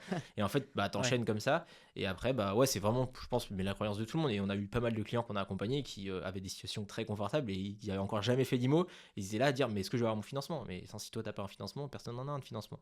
Donc, ouais, je pense que l'une des plus grosses croyances limitantes, c'est le financement. Et en fait, bah, notre parcours, on est personne pour donner des conseils aux gens, mais notre parcours fait que, bah, en fait, on démontre que en fait non, si tu veux faire de l'immobilier, tu peux enchaîner les lots. Alors après oui, au début bah tu mets quelques pourcents d'apport, tu le fais en nom propre et puis après tu fais une SCI, tu mets plus d'apport et puis après bah, tu peux peut-être éventuellement créer une foncière. Mais tu peux c'est un jeu infini en fait, tu peux toujours continuer à faire de l'immobilier. Et si ce n'est bah peut-être pas, enfin voilà, tu peux t'associer avec des gens qui ont du cash et toi t'as pas du coup la compétence. Enfin, voilà, l'objectif c'est de trouver à chaque fois, tu as un problème, bah, trouver la solution et pas de te dire je vais avoir un problème dans 10 lots. En fait, vois step by step, tu vois. Tu fais ton appart, ton deuxième, ton troisième, ça passe.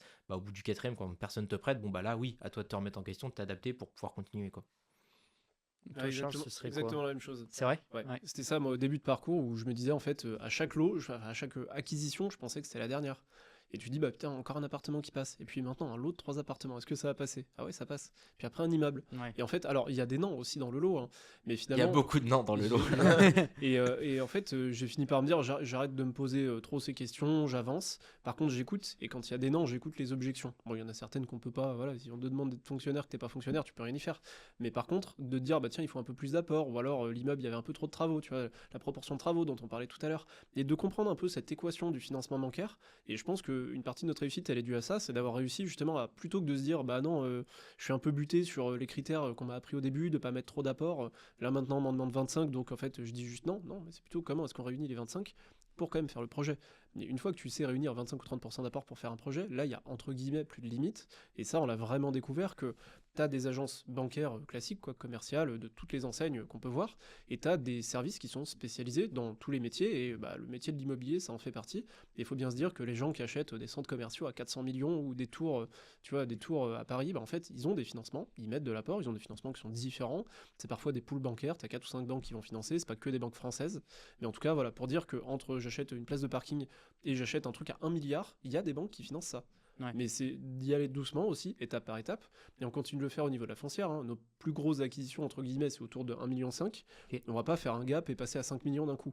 Même si en soi, en fait, ça serait acheter le même immeuble dans un endroit qui coûte plus cher, par exemple. Ouais, techniquement, ouais. Mais on a envie d'y aller petit à petit pour aussi rester modeste et avancer voilà, step by step. Mais ça va déjà très bien comment on le fait. Et voilà. En tout cas, le financement, il n'y a jamais de limite. Mais oui, il peut y avoir des non. Mais en fait, s'il y a suffisamment de remise en question et tu cherches des solutions pour amener ce que tu n'avais pas dans le dossier, tu peux toujours avancer. C'est vrai qu'en plus, le banquier, finalement, il dira jamais non sans justifier. Il donnera toujours une justification, normalement, par rapport au dossier, à moins qu'il t'aime pas. Mais il n'y a pas de raison que, techniquement, ils disent pas non parce que... Enfin, il donnera toujours une raison. Non, puis ça doit t'adapter, tu vois. Nous, à un moment donné, on était en perso, tu vois, avec Charles, c'était au moment où on était tous les deux associés.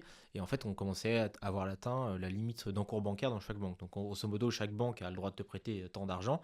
Donc, ça, c'est ton banquier à qui tu parles au quotidien, qui te dit, bah, moi, j'ai une délégation de 750 000 euros, par exemple. Et au-delà, bah, ça passe du coup en comité. Donc, c'est quelqu'un Comité au siège. régional, Ouais, ouais, ça, c'est ou- quelqu'un au siège qui, pour le coup, te connaît pas, te verra jamais et qui décide de ton projet, entre guillemets, si bah, il a le droit de vivre ou il a le droit de mourir, ton Du coup, projet. c'est ton banquier qui va parler à cette personne-là. Ouais, plus ça ou dépend moins. des banques, mais généralement, il a, entre guillemets, ton banquier il donne son avis, mais bon, à la fin, c'est pas lui qui décide. Ouais, c'est pas écrit, Et ça, c'est vrai que c'est quand même pénible de te dire, bah, en fait, tu connais pas la personne qui va te juger, et du coup, bah, c'est vrai que c'est limitant, mais du coup, bah, à ce moment-là, il faut trouver d'autres solutions, il faut peut-être trouver une autre banque, il faut peut-être trouver un autre modèle, bah, comme nous, on a pu créer la foncière, pour continuer à faire de l'immobilier, mais en tout cas, c'est pas parce qu'on te dit un non, deux non, trois non, que, en fait, faut arrêter, il faut juste être un peu obstiné, il faut juste bah, être un peu déterminé, et ça finit par toujours passer, enfin, t'arriveras toujours à trouver une solution si t'es un peu malin, quoi. Parce que ça faut le préciser, mais en fait, il y a pas de, enfin, il y a un peu un cadre général dans lequel évoluent les banques. Mais on va dire que moi, de base, c'était aussi un peu ça que j'avais en tête, c'était que si une banque te disait non, il n'y a pas de raison que les autres te disent oui. Et alors qu'en fait, bien sûr que si, il y a des règles desquelles elles peuvent pas sortir. Hein. Si t'es surendetté, que t'as pas de revenus, pas d'apport, bon bah t'auras Oui, pas il de y, a- projet. il y a des cas un peu Mais extrêmes, ouais. si tu sais réunir un minimum les briques nécessaires à avoir un financement, tu peux avoir un non dans une banque et un oui dans une autre. Et une banque qui t'a dit non à l'instant T peut te dire oui 6 mois plus tard. Puis d'un conseiller à l'autre, ça change. Enfin, tu peux aller dans la banque populaire, je sais pas, ici, et puis en fait, tu vas dans la banque populaire à Lyon, par exemple, tu as deux interlocuteurs complètement différents. Les politiques de la banque, elles peuvent être différentes. Enfin, franchement, des fois, c'est même déroutant. En fait, il n'y a pas de sens, quoi. Il n'y a pas de logique. Tu es là, je comprends pas, quoi. Enfin, je me souviens, il y a une banque avec Charles, quand on a commencé l'IMO, elle nous a dit non, cette année, je vous prête pas. L'année d'après, elle nous a prêté 1 million en un an, tu vois. Genre, mais Ah il y avait absolument rien qui avait changé. Et tu sais pas, tu comprends Ok. pas. Tu prends ce qu'il y a à prendre et tu es content de le prendre. Mais il y a vraiment, des fois, il n'y a pas de logique, quoi, en Mais fait. à chaque fois, on a écouté les objections. C'est que le premier non, c'était que le projet est trop gros, je crois. Mhm. Le deuxième non, donc c'était en 2022. Le deuxième non, c'était on prête plus au prospect. Bon bah ok, pas de souci. Mhm. Parce qu'on est en fin d'année, on a atteint les objectifs, donc on revient début d'année. Est-ce qu'on peut travailler ensemble?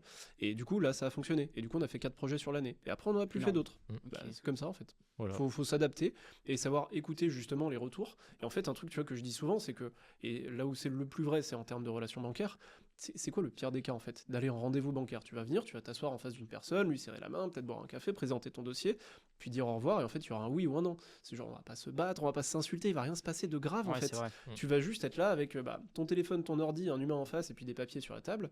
Et bah, ce qui en découlera, ça, c'est à quel point t'es bon et à quel point t'as aussi une part de chance de tomber sur le bon interlocuteur. Mais en fait, tu risques pas grand chose. C'est comme quand tu fais des offres sur des biens, bah, au pire, on va te dire non, quoi. Il va rien se passer de gravissime. C'est vrai qu'on a un peu. Enfin, moi, le premier, je l'avais aussi, hein, cette croyance-là. C'était la toute première que j'ai eue. Et je me suis dit, et en plus, quand tu coches pas, entre guillemets, toutes les cases de. Pour moi, j'avais l'impression qu'il fallait que je coche toutes les cases de CDI, pas de période d'essai, etc. Alors que moi, je suis à mon compte, je suis en micro-entreprise, etc. Je me suis dit, mais personne ne voudra me prêter. Alors que j'ai fait appel à un courtier. Et le courtier a trouvé des conditions moins bonnes que celles que j'ai trouvées perso en allant à la banque. Et c'est là où je me suis dit, ouais, non, en fait, cette croyance-là, c'est pas vrai. Enfin, ça existe pas.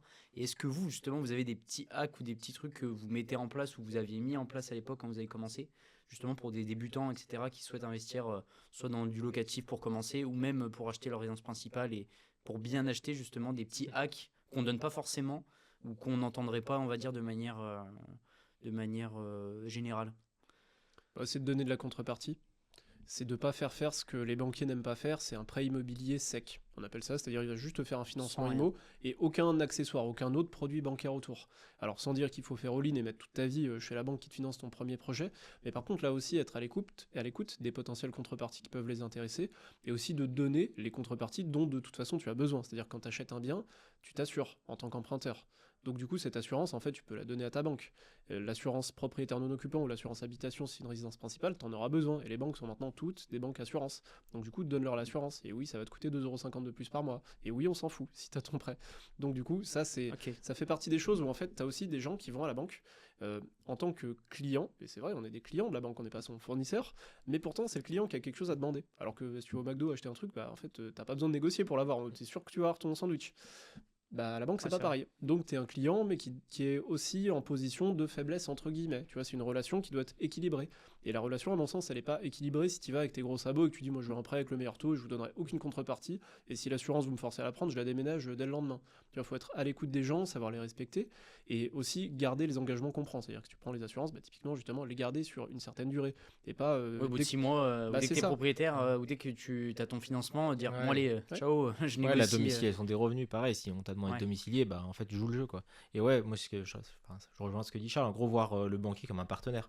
En gros, c'est pas un ennemi, c'est un partenaire. C'est une collaboration. C'est ça, c'est une collaboration. Et surtout si tu as pour vocation d'en faire plusieurs, c'est une collaboration à long terme. Donc, vois ce qu'il a besoin. Enfin, tu sais, c'est con, mais nous, on allait voir des banquiers.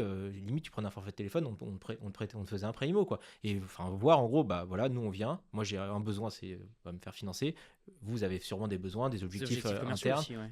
Voilà, et en vrai, le dire ouvertement, tu vois, il n'y a pas de mal, en fait, c'est du business, quoi. Donc, tu veux quoi, je veux quoi, et on voit si on peut se mettre d'accord, quoi. Donc, c'est trouver cette approche-là plutôt que d'y aller juste avec son petit papier. Même des fois, tu entends, ouais, faire des beaux dossiers, etc. Enfin, oui, il faut faire un dossier clair, il faut que le dossier présente bien, mais c'est pas parce que tu as plastifié ton dossier, enfin, ça change pas. Le fond va pas changer, tu vois. C'est vraiment écouter ce que son interlocuteur a à dire et voir comment, du coup, vous pouvez travailler ensemble, quoi. Et donc, le voir vraiment comme un partenaire, parce que c'est vrai que je trouve, avant, enfin, il y a un peu. Moi, je le vois dans mon entourage où on voit les professions comme les notaires, les banquiers, un peu comme des professions, je ne vais pas dire nobles, mais qui sont un petit peu où on est toujours, nous, en train de quémander, de leur demander quelque chose. On est un petit peu, entre guillemets, inférieur, alors qu'en fait, en réalité, c'est des personnes comme. Ah bah, ils ont besoin de toi pour, ils ont besoin de toi pour vivre. Hein, oui, ils ont besoin de nous pour vivre, ouais. C'est vrai. Et vous pensez quoi, par exemple, aussi un peu à l'ancienne, où ça se faisait bien avec les médecins, les notaires, les banquiers, où on les invitait au restaurant, etc. C'est des choses que vous avez déjà fait ou que vous faites. Est-ce que, enfin, vous en pensez quoi un peu ce que j'appelle un peu pas des vieilles pratiques, mais des pratiques un peu d'intelligence sociale comme ça, c'est quelque chose qui peut marcher ou pour vous ça se fait plus trop, ça vaut pas le coup. Si on le fait, en fait on le fait avec tout le monde, donc on le fait pas plus, enfin pas moins ni plus avec un notaire qu'avec un artisan qu'avec un banquier, mais c'est intéressant en tout cas de pouvoir aussi connecter humainement. Il n'y a pas que le business où on se dit on paye un resto et tout. Moi je dirais que c'est plutôt l'humainement, ouais. C'est plutôt humainement en fait, c'est que ça se fait pas de manière forcée, si tu veux. C'est en gros à force on se connaît tellement, enfin tu vois, notre tonnerre Mathieu, genre je le tutoie, genre enfin j'ai son 06, on allait manger au resto avec lui, je mangeais au resto avec lui, c'était comme si c'était un pote, quoi. On a mangé c'était un plaisir. Je me suis pas dit je vais l'inviter parce que c'est mon notaire, tu vois. Et pareil avec nos banquiers, quand on les invite c'est parce qu'on a envie de leur parler et qu'on a envie d'échanger autre que, tu vois, sur le projet IMO en tant que tel, quoi. Donc ouais, je pense que c'est déjà de base essayer de construire une relation du coup un petit peu pérenne avec qu'est-ce que tu as besoin, enfin voilà, le notaire tu lui apportes du volume, en échange du coup le banquier tu lui apportes, je sais pas, tu prends ton abonnement de téléphone là-bas, et en fait au bout d'un moment à force de se voir, tu vas avoir des terrains on va dire propices à la discussion, et c'est là à ce moment-là que tu te dis viens on va au resto, on discute, on déjeune ensemble. Mais après il y a aussi le problème, tu vois, d'un banquier par exemple, généralement il tourne souvent d'agence parce que du coup justement la direction veut éviter que ça soit trop copain parce que du coup c'est quand même dangereux pour un banquier si jamais il est plus objectif. Donc c'est un peu à double tranchant aussi. Tu peux très bien t'entendre avec ton banquier, mais du jour au lendemain il peut être muté dans une autre agence, et puis du coup tu peux pas baser uniquement ta relation sur en fait c'est mon pote, quoi. Ouais. Ok. Non, puis après le resto c'est pas non plus, c'est pas parce que t'as payé un resto que tu vas avoir un financement, tu vois. Et pour le coup il y a des fois, du coup les gens, par exemple, une banque avec qui on travaille, j'étais avec le directeur d'agence et notre conseiller, c'est eux qui m'ont invité. Mais t'as des professions aussi que tu peux pas inviter. Par exemple, nous pour la foncière, on fait travailler un évaluateur en valeur vénale qui doit auditer la valeur du parc. Par exemple, l'immeuble dans lequel on est, il vient, il audite et il donne son rapport qui fait 100 pages, qui dit je vous demande par A plus B que selon moi ce bâtiment vaut de temps. Du coup on passe des journées entières avec cette personne-là pour lui montrer tout notre parc. Et à un moment donné on est allé boire de l'eau parce qu'il faisait super chaud, c'était l'été dernier, et sa bouteille d'eau c'est lui qui l'a payée parce qu'il doit être complètement indépendant. Il doit y avoir aucun lien, aucune trace. Et ça il faut le respecter. Ça c'est important de le respecter. Mais en fait je m'en fous de lui payer sa bouteille d'eau ou que ce soit lui qui paye ma bouteille d'eau. C'est plutôt que en fait on discute, et c'est intéressant d'apprendre à connaître les gens, et moi j'ai cette curiosité de faire parler les gens sur leur métier, de quelles sont ses méthodes, et nous ça nous aide après, sans pour autant lui demander de trahir un secret. En fait il me donne ses méthodes, il a le droit de me les donner, et du coup nous on en tient compte aussi dans nos acquisitions en disant tiens ce bâtiment nous on l'a vu sous tel angle, mais on anticipe quand même que l'évaluateur lui va avoir tel avis, tu vois. En tout cas, c'est intéressant, je trouve, de connaître les gens et de créer. C'est ça qui est sympa dans notre métier, c'est que on voit vraiment toute la société. Ouais. Il y a Les sphères, énorme... Ouais, c'est ça, tout est... sociales et ouais. Exactement. Et du coup, de pouvoir connecter avec ces différentes personnes, c'est très intéressant. Ouais. C'est enrichissant. Hyper intéressant. Et j'ai du coup un sujet qui était assez intéressant aussi, qui vous concerne surtout en ce moment, étant donné que vous êtes dans la création de contenu. C'était le 3e sujet, je ne sais pas si vous en rappelez. C'est si vous deviez interdire une seule phrase sur YouTube, TikTok, des créateurs de contenu à propos de l'immobilier, ce serait laquelle? Il y en a tellement. Il y en a tellement des phrases. On peut faire le top 3 aussi. Hein. Ah, il y en a trop. Ouais, non, franchement. Alors, rentier, Ouais, celle-là, c'est la pire. cash je pense. flow, même si c'est des termes, c'est Oui, bien et c'est bien louable sûr. comme Ouais, bien objectif, sûr. mais c'est juste que c'est 100% du temps utilisé à mauvais escient. Donc c'est pour ça qu'il faudrait les Pour des interdire. raisons Voilà. marketing frauduleuses. Ouais, exactement, ouais. ouais. Pour vendre du rêve, ouais. Ouais. Donc du coup, ouais, rentier, cash flow, passif, parce que généralement, ça aussi, Ouais. c'est assez galvaudé, tu vois. L'immobilier, c'est du passif, ouais. Ouais, C'est de ça, l'argent donc, passif, ouais. Donc oui, dans une certaine mesure, plus qu'un travail, mais moins que la bourse, par exemple. Ouais. Non, mais c'est vrai que le mot rentier, le mot devenir riche à court terme, en fait, globalement, c'est toutes les promesses faciles, en fait. Enfin, j'ai l'impression qu'aujourd'hui, c'est un peu. Quand on a commencé l'IMO, il n'y avait pas autant de formations en ligne et tout, ça n'existait pas trop. Enfin, c'était vraiment le tout début, quoi. Et en fait, au début, je trouve que les promesses étaient plutôt cohérentes par rapport à ce que le marché pouvait proposer en termes notamment d'IMO, parce que c'est ce qu'on connaît le mieux. Et aujourd'hui, en fait, c'est devenu tellement la course à la surenchère pour vendre au mieux sa formation. Enfin, franchement, même des gens qui à la base étaient hyper sérieux, des fois tu te dis putain, mais les mecs, vous Vous avez- l'avez vu ça avec des concurrents à vous ou des Bah, personnes qui travaillent dans ce secteur-là? Nous, on vend pas de formation, donc c'est pas de la concurrence, mais en tout cas, des gens Enfin, que des nous, gens, on a pu... des acteurs ouais, dans le. Ouais, Ouais. que nous, on a pu suivre et qui vraiment changent au fil du temps. Ouais, vous le Bah, tu voyez. Par exemple, Ah avec ouais, la ouais. hype du marchand de biens. Tout le monde vend des formations de marchand de biens Ouais, c'est et il y a forcément des bonnes et des mauvaises formations et des bonnes et des mauvaises promesses. Et tu as des gens qui vont te dire, bah voilà, nous on vous vend une formation marchand de biens à un prix qui est mesuré. Attention, c'est pas fait pour tout le monde, c'est une activité professionnelle, il y a des risques, machin, qui mettent les bons disclaimers. Mais en faisant ça, ils savent qu'ils se tirent une balle dans le pied parce qu'ils vendront moins. Mais ils respectent leur éthique. Et t'en as d'autres qui vont se dire, bah finalement, quel est le chemin pour vendre le plus? Bah en fait, entendre ce que les gens, enfin dire ce que les gens ont envie d'entendre, que c'est facile, que c'est pas compliqué, quitter qu'on votre va travail, qu'on va ouais. te prêter l'argent en plus pour acheter, qu'on va te donner le bien. J'ai entendu ça. Tu vois, tu veux devenir marchand de biens? Bah c'est pas compliqué. On va te donner de l'argent, on va te donner le bien pour l'acheter. Et puis on va même aller chez le notaire à ta place, t'as juste à encaisser. Mais- Par contre, non, il mais faut payer 10 000 euros je pour l'ai rentrer dans entendu, notre, C'est terrible. dans notre cercle. Et en fait, une fois que les gens sont rentrés dans ces cercles-là, malheureusement, de ce que j'en connais, hein, je suis pas dedans, en fait, ce qui se passe, c'est que ils te disent qu'ils peuvent te financer les opérations, mais c'est soumis à leur audit. Et c'est normal, ils vont pas te financer n'importe quoi. Sauf qu'en fait, ils disent non 100% du temps. Donc du coup, tu leur as juste fait un don de 10 000 euros, en fait. Tu vois. Donc c'est ça, c'est qu'en fait le problème aujourd'hui sur internet, c'est que l'honnêteté paye pas forcément. Enfin, tu vois, t'as des. Ouais. Bah, pour parler de marchand de biens, c'est vrai qu'aujourd'hui, le marchand de biens, c'est la hype, tout le monde veut faire du marchand parce que c'est soi-disant de l'argent facile. Bah, pour le coup, on en fait, et pour le coup, c'est pas de l'argent facile.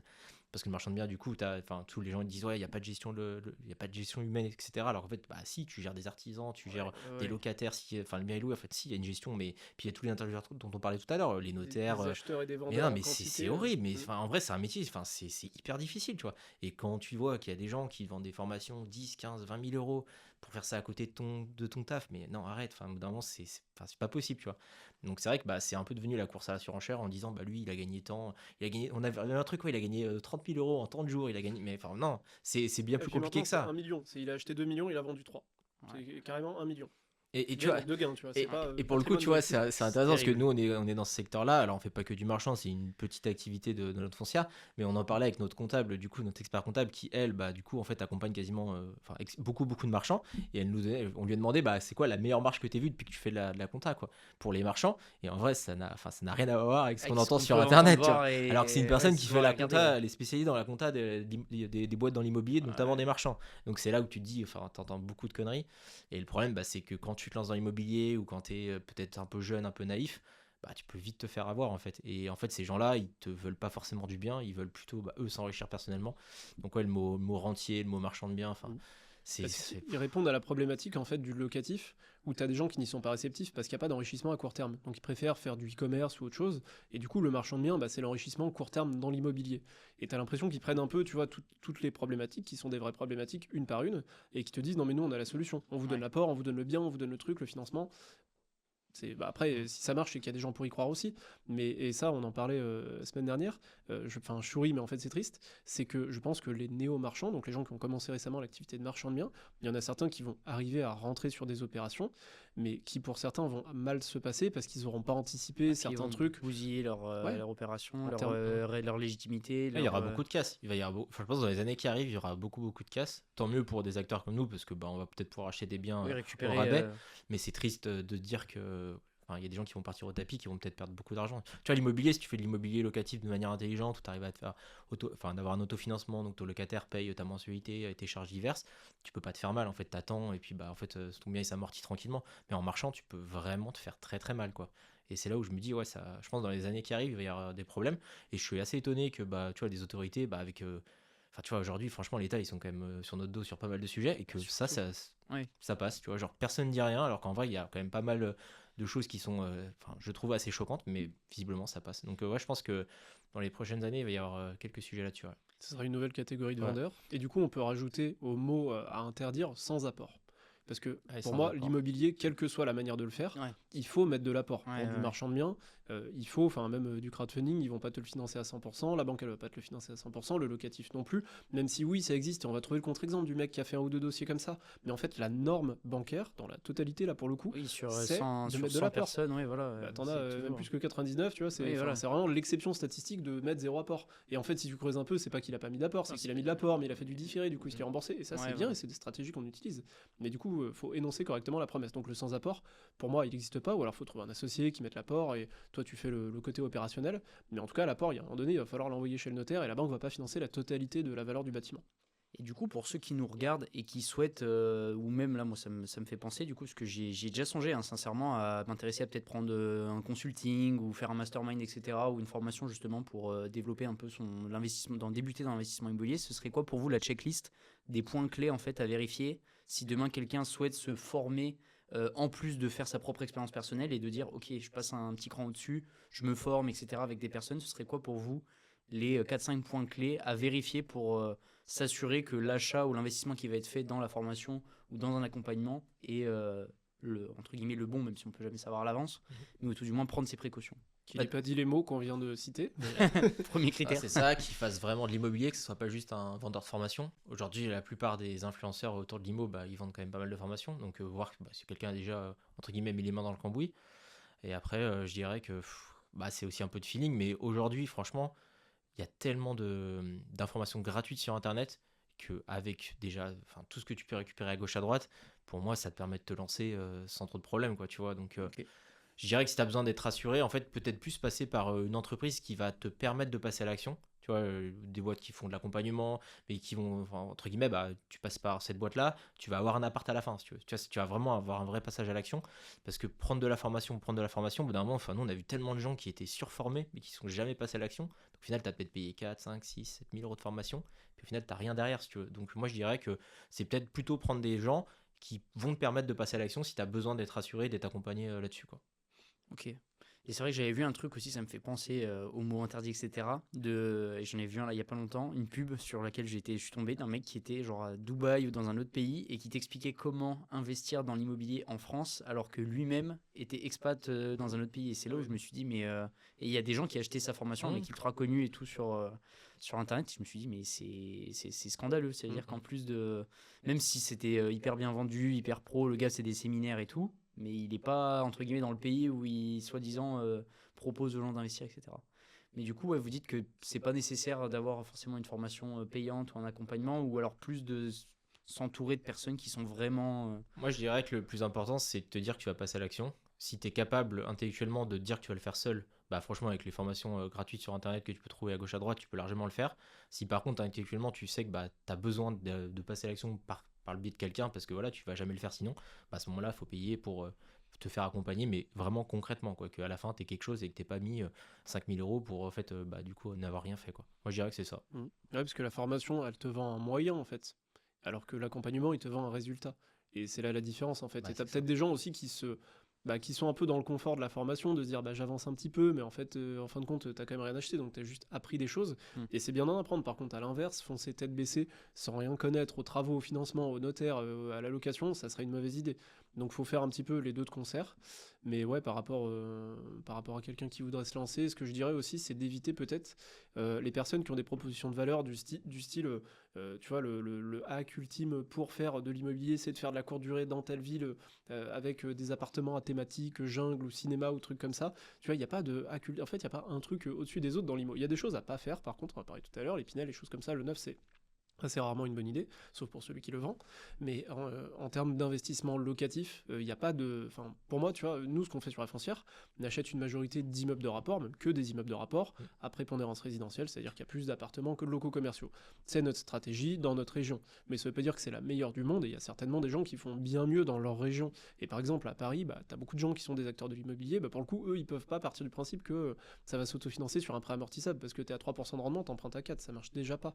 Donc du coup, ils sont obligés de travailler de manière différente.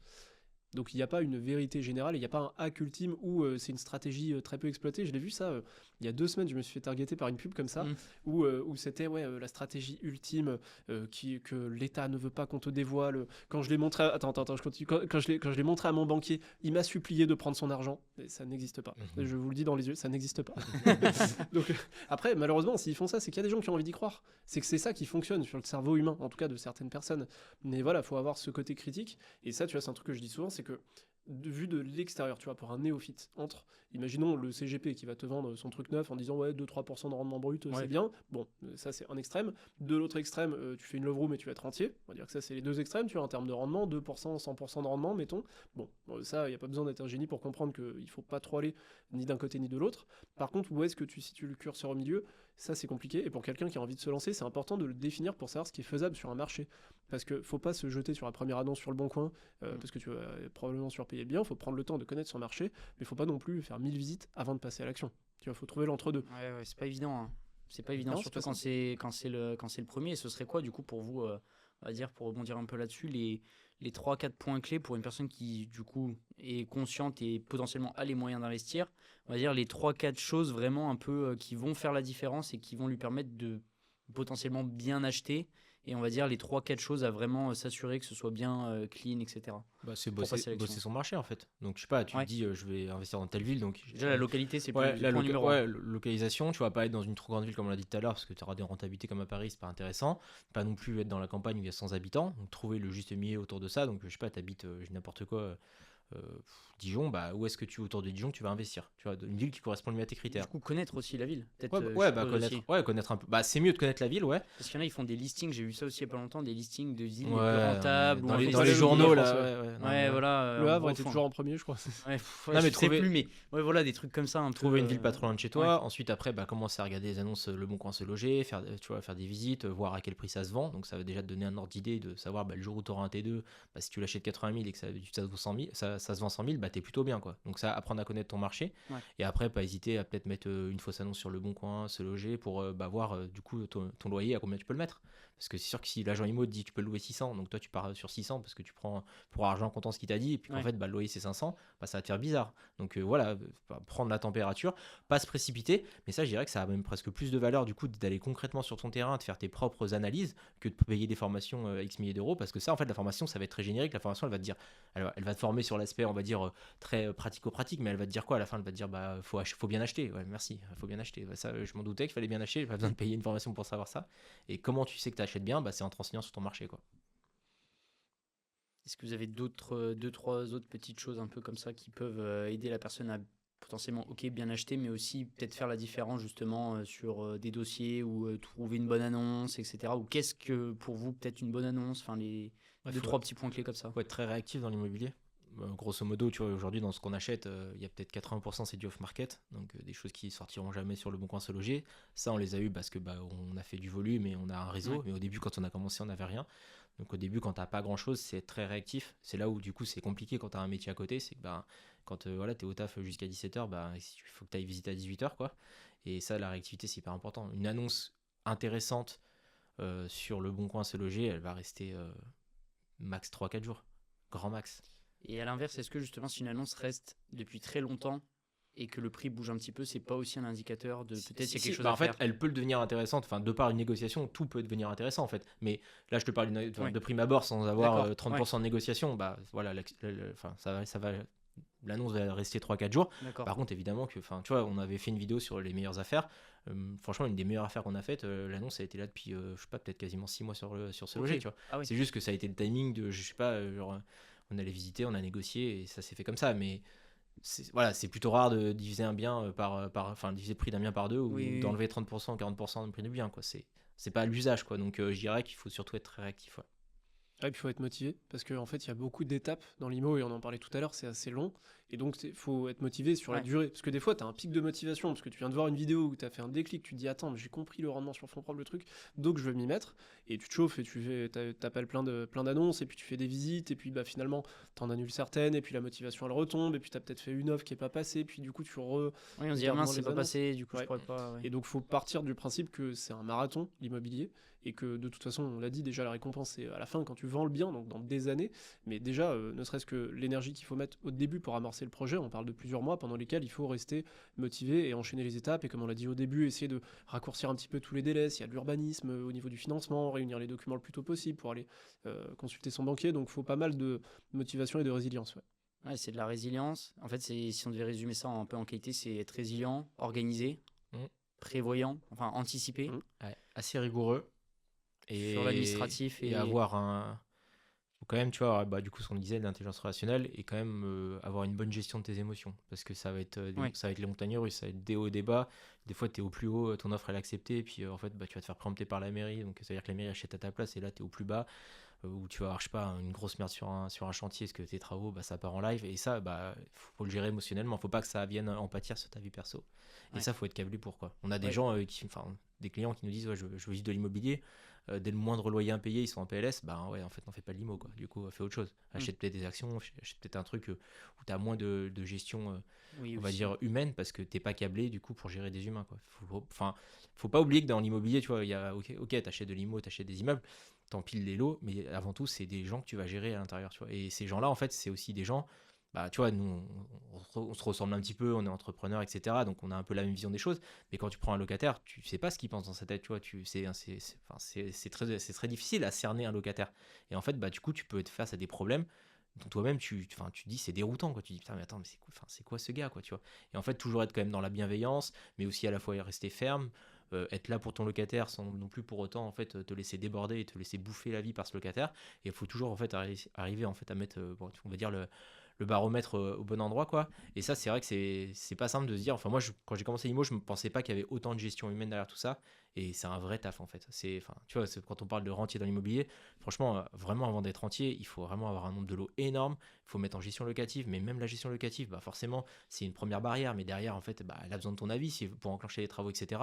Donc franchement, avant de vraiment avoir un parc où tu t'occupes de absolument rien pendant un an, c'est un chemin très très long pour moi, ouais. Ouais, et puis quand bien même, après, vous, dans votre cas, vous avez en plus maintenant, je suppose, peut-être des salariés ou des personnes qui s'occupent en partie de ça, mais c'est vrai que de là à dire, ok, je pars 3 mois, entre guillemets, serein, etc., c'est peut-être pas encore possible ou... Bah, tu vois, pour moi, tu vois, il y avait un truc que j'aime pas, et je voulais t'en parler tout à l'heure, c'était dans les phrases. Enfin, c'est pas une phrase, mais c'est comparer vraiment les actifs en disant la bourse c'est mieux Ouais. que l'immobilier. Mais en fait, non, l'immobilier c'est pas mieux que la bourse. En fait, c'est juste que c'est des actifs qui sont différents.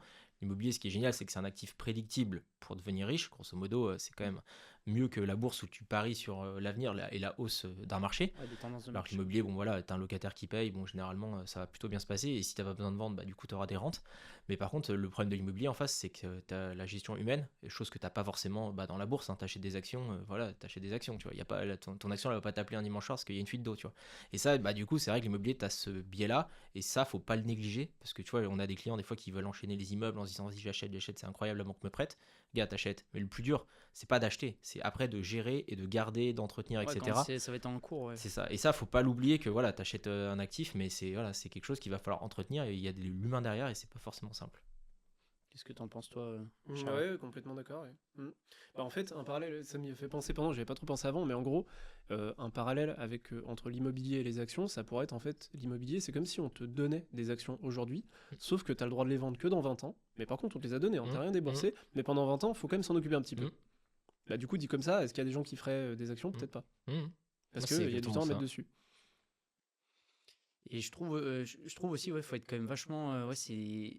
Enfin, moi, je le vois dans mon cas, par exemple, et je pense que c'est le cas quand on débute aussi. Il y a des moments, j'ai l'impression qu'il faut mettre des gros coups d'accélération parce qu'on nous demande des papiers, parce qu'on nous demande d'être réactif pour la banque, pour le notaire, pour signer, pour accélérer, etc. Et des fois, c'est un peu genre. Il peut se passer, t'as beaucoup d'imprévus aussi. Par exemple, même moi, le premier, hein, je pensais qu'en allant signer mon compromis, ça y est, c'était safe, c'était fait. Au moment du compromis, les deux notaires se regardent, ils lisent le papier, ils disent non, non, mais là, il y a un truc qui va pas du tout. Madame, parce que l'appart était en location avant et du coup, elle n'avait pas donné le droit, je crois que c'est le droit de préemption, elle l'avait pas correctement fait par rapport à son ancienne locataire. L'ancienne locataire, en plus, elle voulait acheter, sauf qu'elle n'était pas solvable. Enfin bref, il y avait 2-3 trucs comme ça et je me suis dit, mais en fait, comment c'est possible quoi. Bah, l'ascenseur émotionnel. Et l'ascenseur Ouais, émotionnel, ouais. je dis, oh, je suis trop content, j'ai signé mon compromis. J'arrive et on me dit, bah, en fait, non, on signe pas tout de suite. Bon, après, j'ai signé le lendemain, donc ça va. Mais sur le moment, je me suis dit, oula, mais. Puis mon notaire qui me regarde en mode. Ouais, bah, ça peut, à tout moment, t'as plus rien, quoi. À tout moment, t'es excité du projet, quoi. Il n'y a plus rien, quoi. Et ça, c'est un truc aussi, j'ai remarqué, ouais, il y a des moments où ouais, t'as l'impression d'avoir fait le plus dur. Et là, après, je me dis, ouais, non, mais attends, il y a des travaux. Après, il va falloir gérer l'artisan. Il va choisir la cuisine. Mais pareil, la cuisine, il faut bien choisir ce que tu mets dedans, ce que tu achètes, etc. Surtout si tu veux le louer après. Enfin, en fait, j'ai l'impression qu'il y a toujours quelque chose, en fait. C'est jamais 100% fini. Ouais, c'est un parcours d'obstacles, ouais. Et en fait, il faut aimer ça, du coup. Ouais. Sinon il faut pas faire ça, il faut investir Ouais. sur d'autres classes d'actifs. Mais par contre, ce qui est intéressant, c'est qu'à chaque obstacle, t'en apprends. Et Ouais, du coup, la ça, fois c'est d'après, tu t'y fais pas reprendre. Ouais. Et par contre, et c'est infini, on en apprend tous les jours encore. C'est ça qui est génial et qui est stimulant. C'est qu'il y a toujours quelque chose à apprendre, il y a toujours des nouvelles choses qui sortent, des nouvelles pratiques ou des choses qu'on peut affiner nous de par notre expérience. Mais voilà, faut aimer ça. Faut aimer le fait de te dire que, bah tiens, peut-être que là, pendant qu'on tourne, nos téléphones, ils ont sonné, on aura des problèmes à régler après. Ouais. Et puis des problèmes que tu n'as peut-être même pas anticipé, que tu connaissais Ah même bah pas non, mais là, avant, c'est des trucs, sur comme du tu dis, avec juridique, le de notaire, l'administratif. Non, Ouais. mais là, il y a forcément des problèmes qu'on n'a pas anticipés. Ça, c'est sûr. Bah, écoutez les gars, merci en tout cas pour cet échange. J'ai 2-3 petites questions pour terminer cet épisode. C'est du coup, qu'est-ce qu'on peut déjà vous souhaiter bon, pour la fin d'année 2025 on est très très proche, mais surtout pour 2026. Bah, continuer à développer notre foncière comme on le fait aujourd'hui, tout en prenant autant de plaisir. Moi, je pense que c'est la meilleure chose qu'on peut nous souhaiter. Ouais, j'ai rien à rajouter. Voilà. Toujours acheter encore plus de lots et Ouais, toujours plus développer, d'immeubles. c'est ça, développer, augmenter le patrimoine, tout en gardant cette passion, parce qu'il faut avoir de la passion pour faire de l'IMO à gros volume, on va dire. Et vous avez des petites nouveautés, des petites choses comme ça à nous partager ou pas forcément sur l'année ou des petites choses qui vont évoluer au sein de la foncière ou pour les personnes qui souhaitent ou le niveau de la création de contenu d'ailleurs sur d'autres projets Bah, là, on est en train d'acquérir quand même quasiment 40 lots, je crois. C'est quand Ouais. même énorme. On fait quasiment un x2 là, Ouais, c'est sport, ouais. sur les 3-4 prochains mois. On regarde aussi pour se staffer davantage, structurer un peu Ok. plus la boîte en interne. Parce que voilà, on se développe, mais l'idée, c'est pas de surcharger les gens qui travaillent avec nous ou de nous surcharger nous, c'est de croître intelligemment. Donc, non, voilà, c'est des petites choses comme ça. La vie d'une entreprise, on va dire quoi. Ok. Mhm.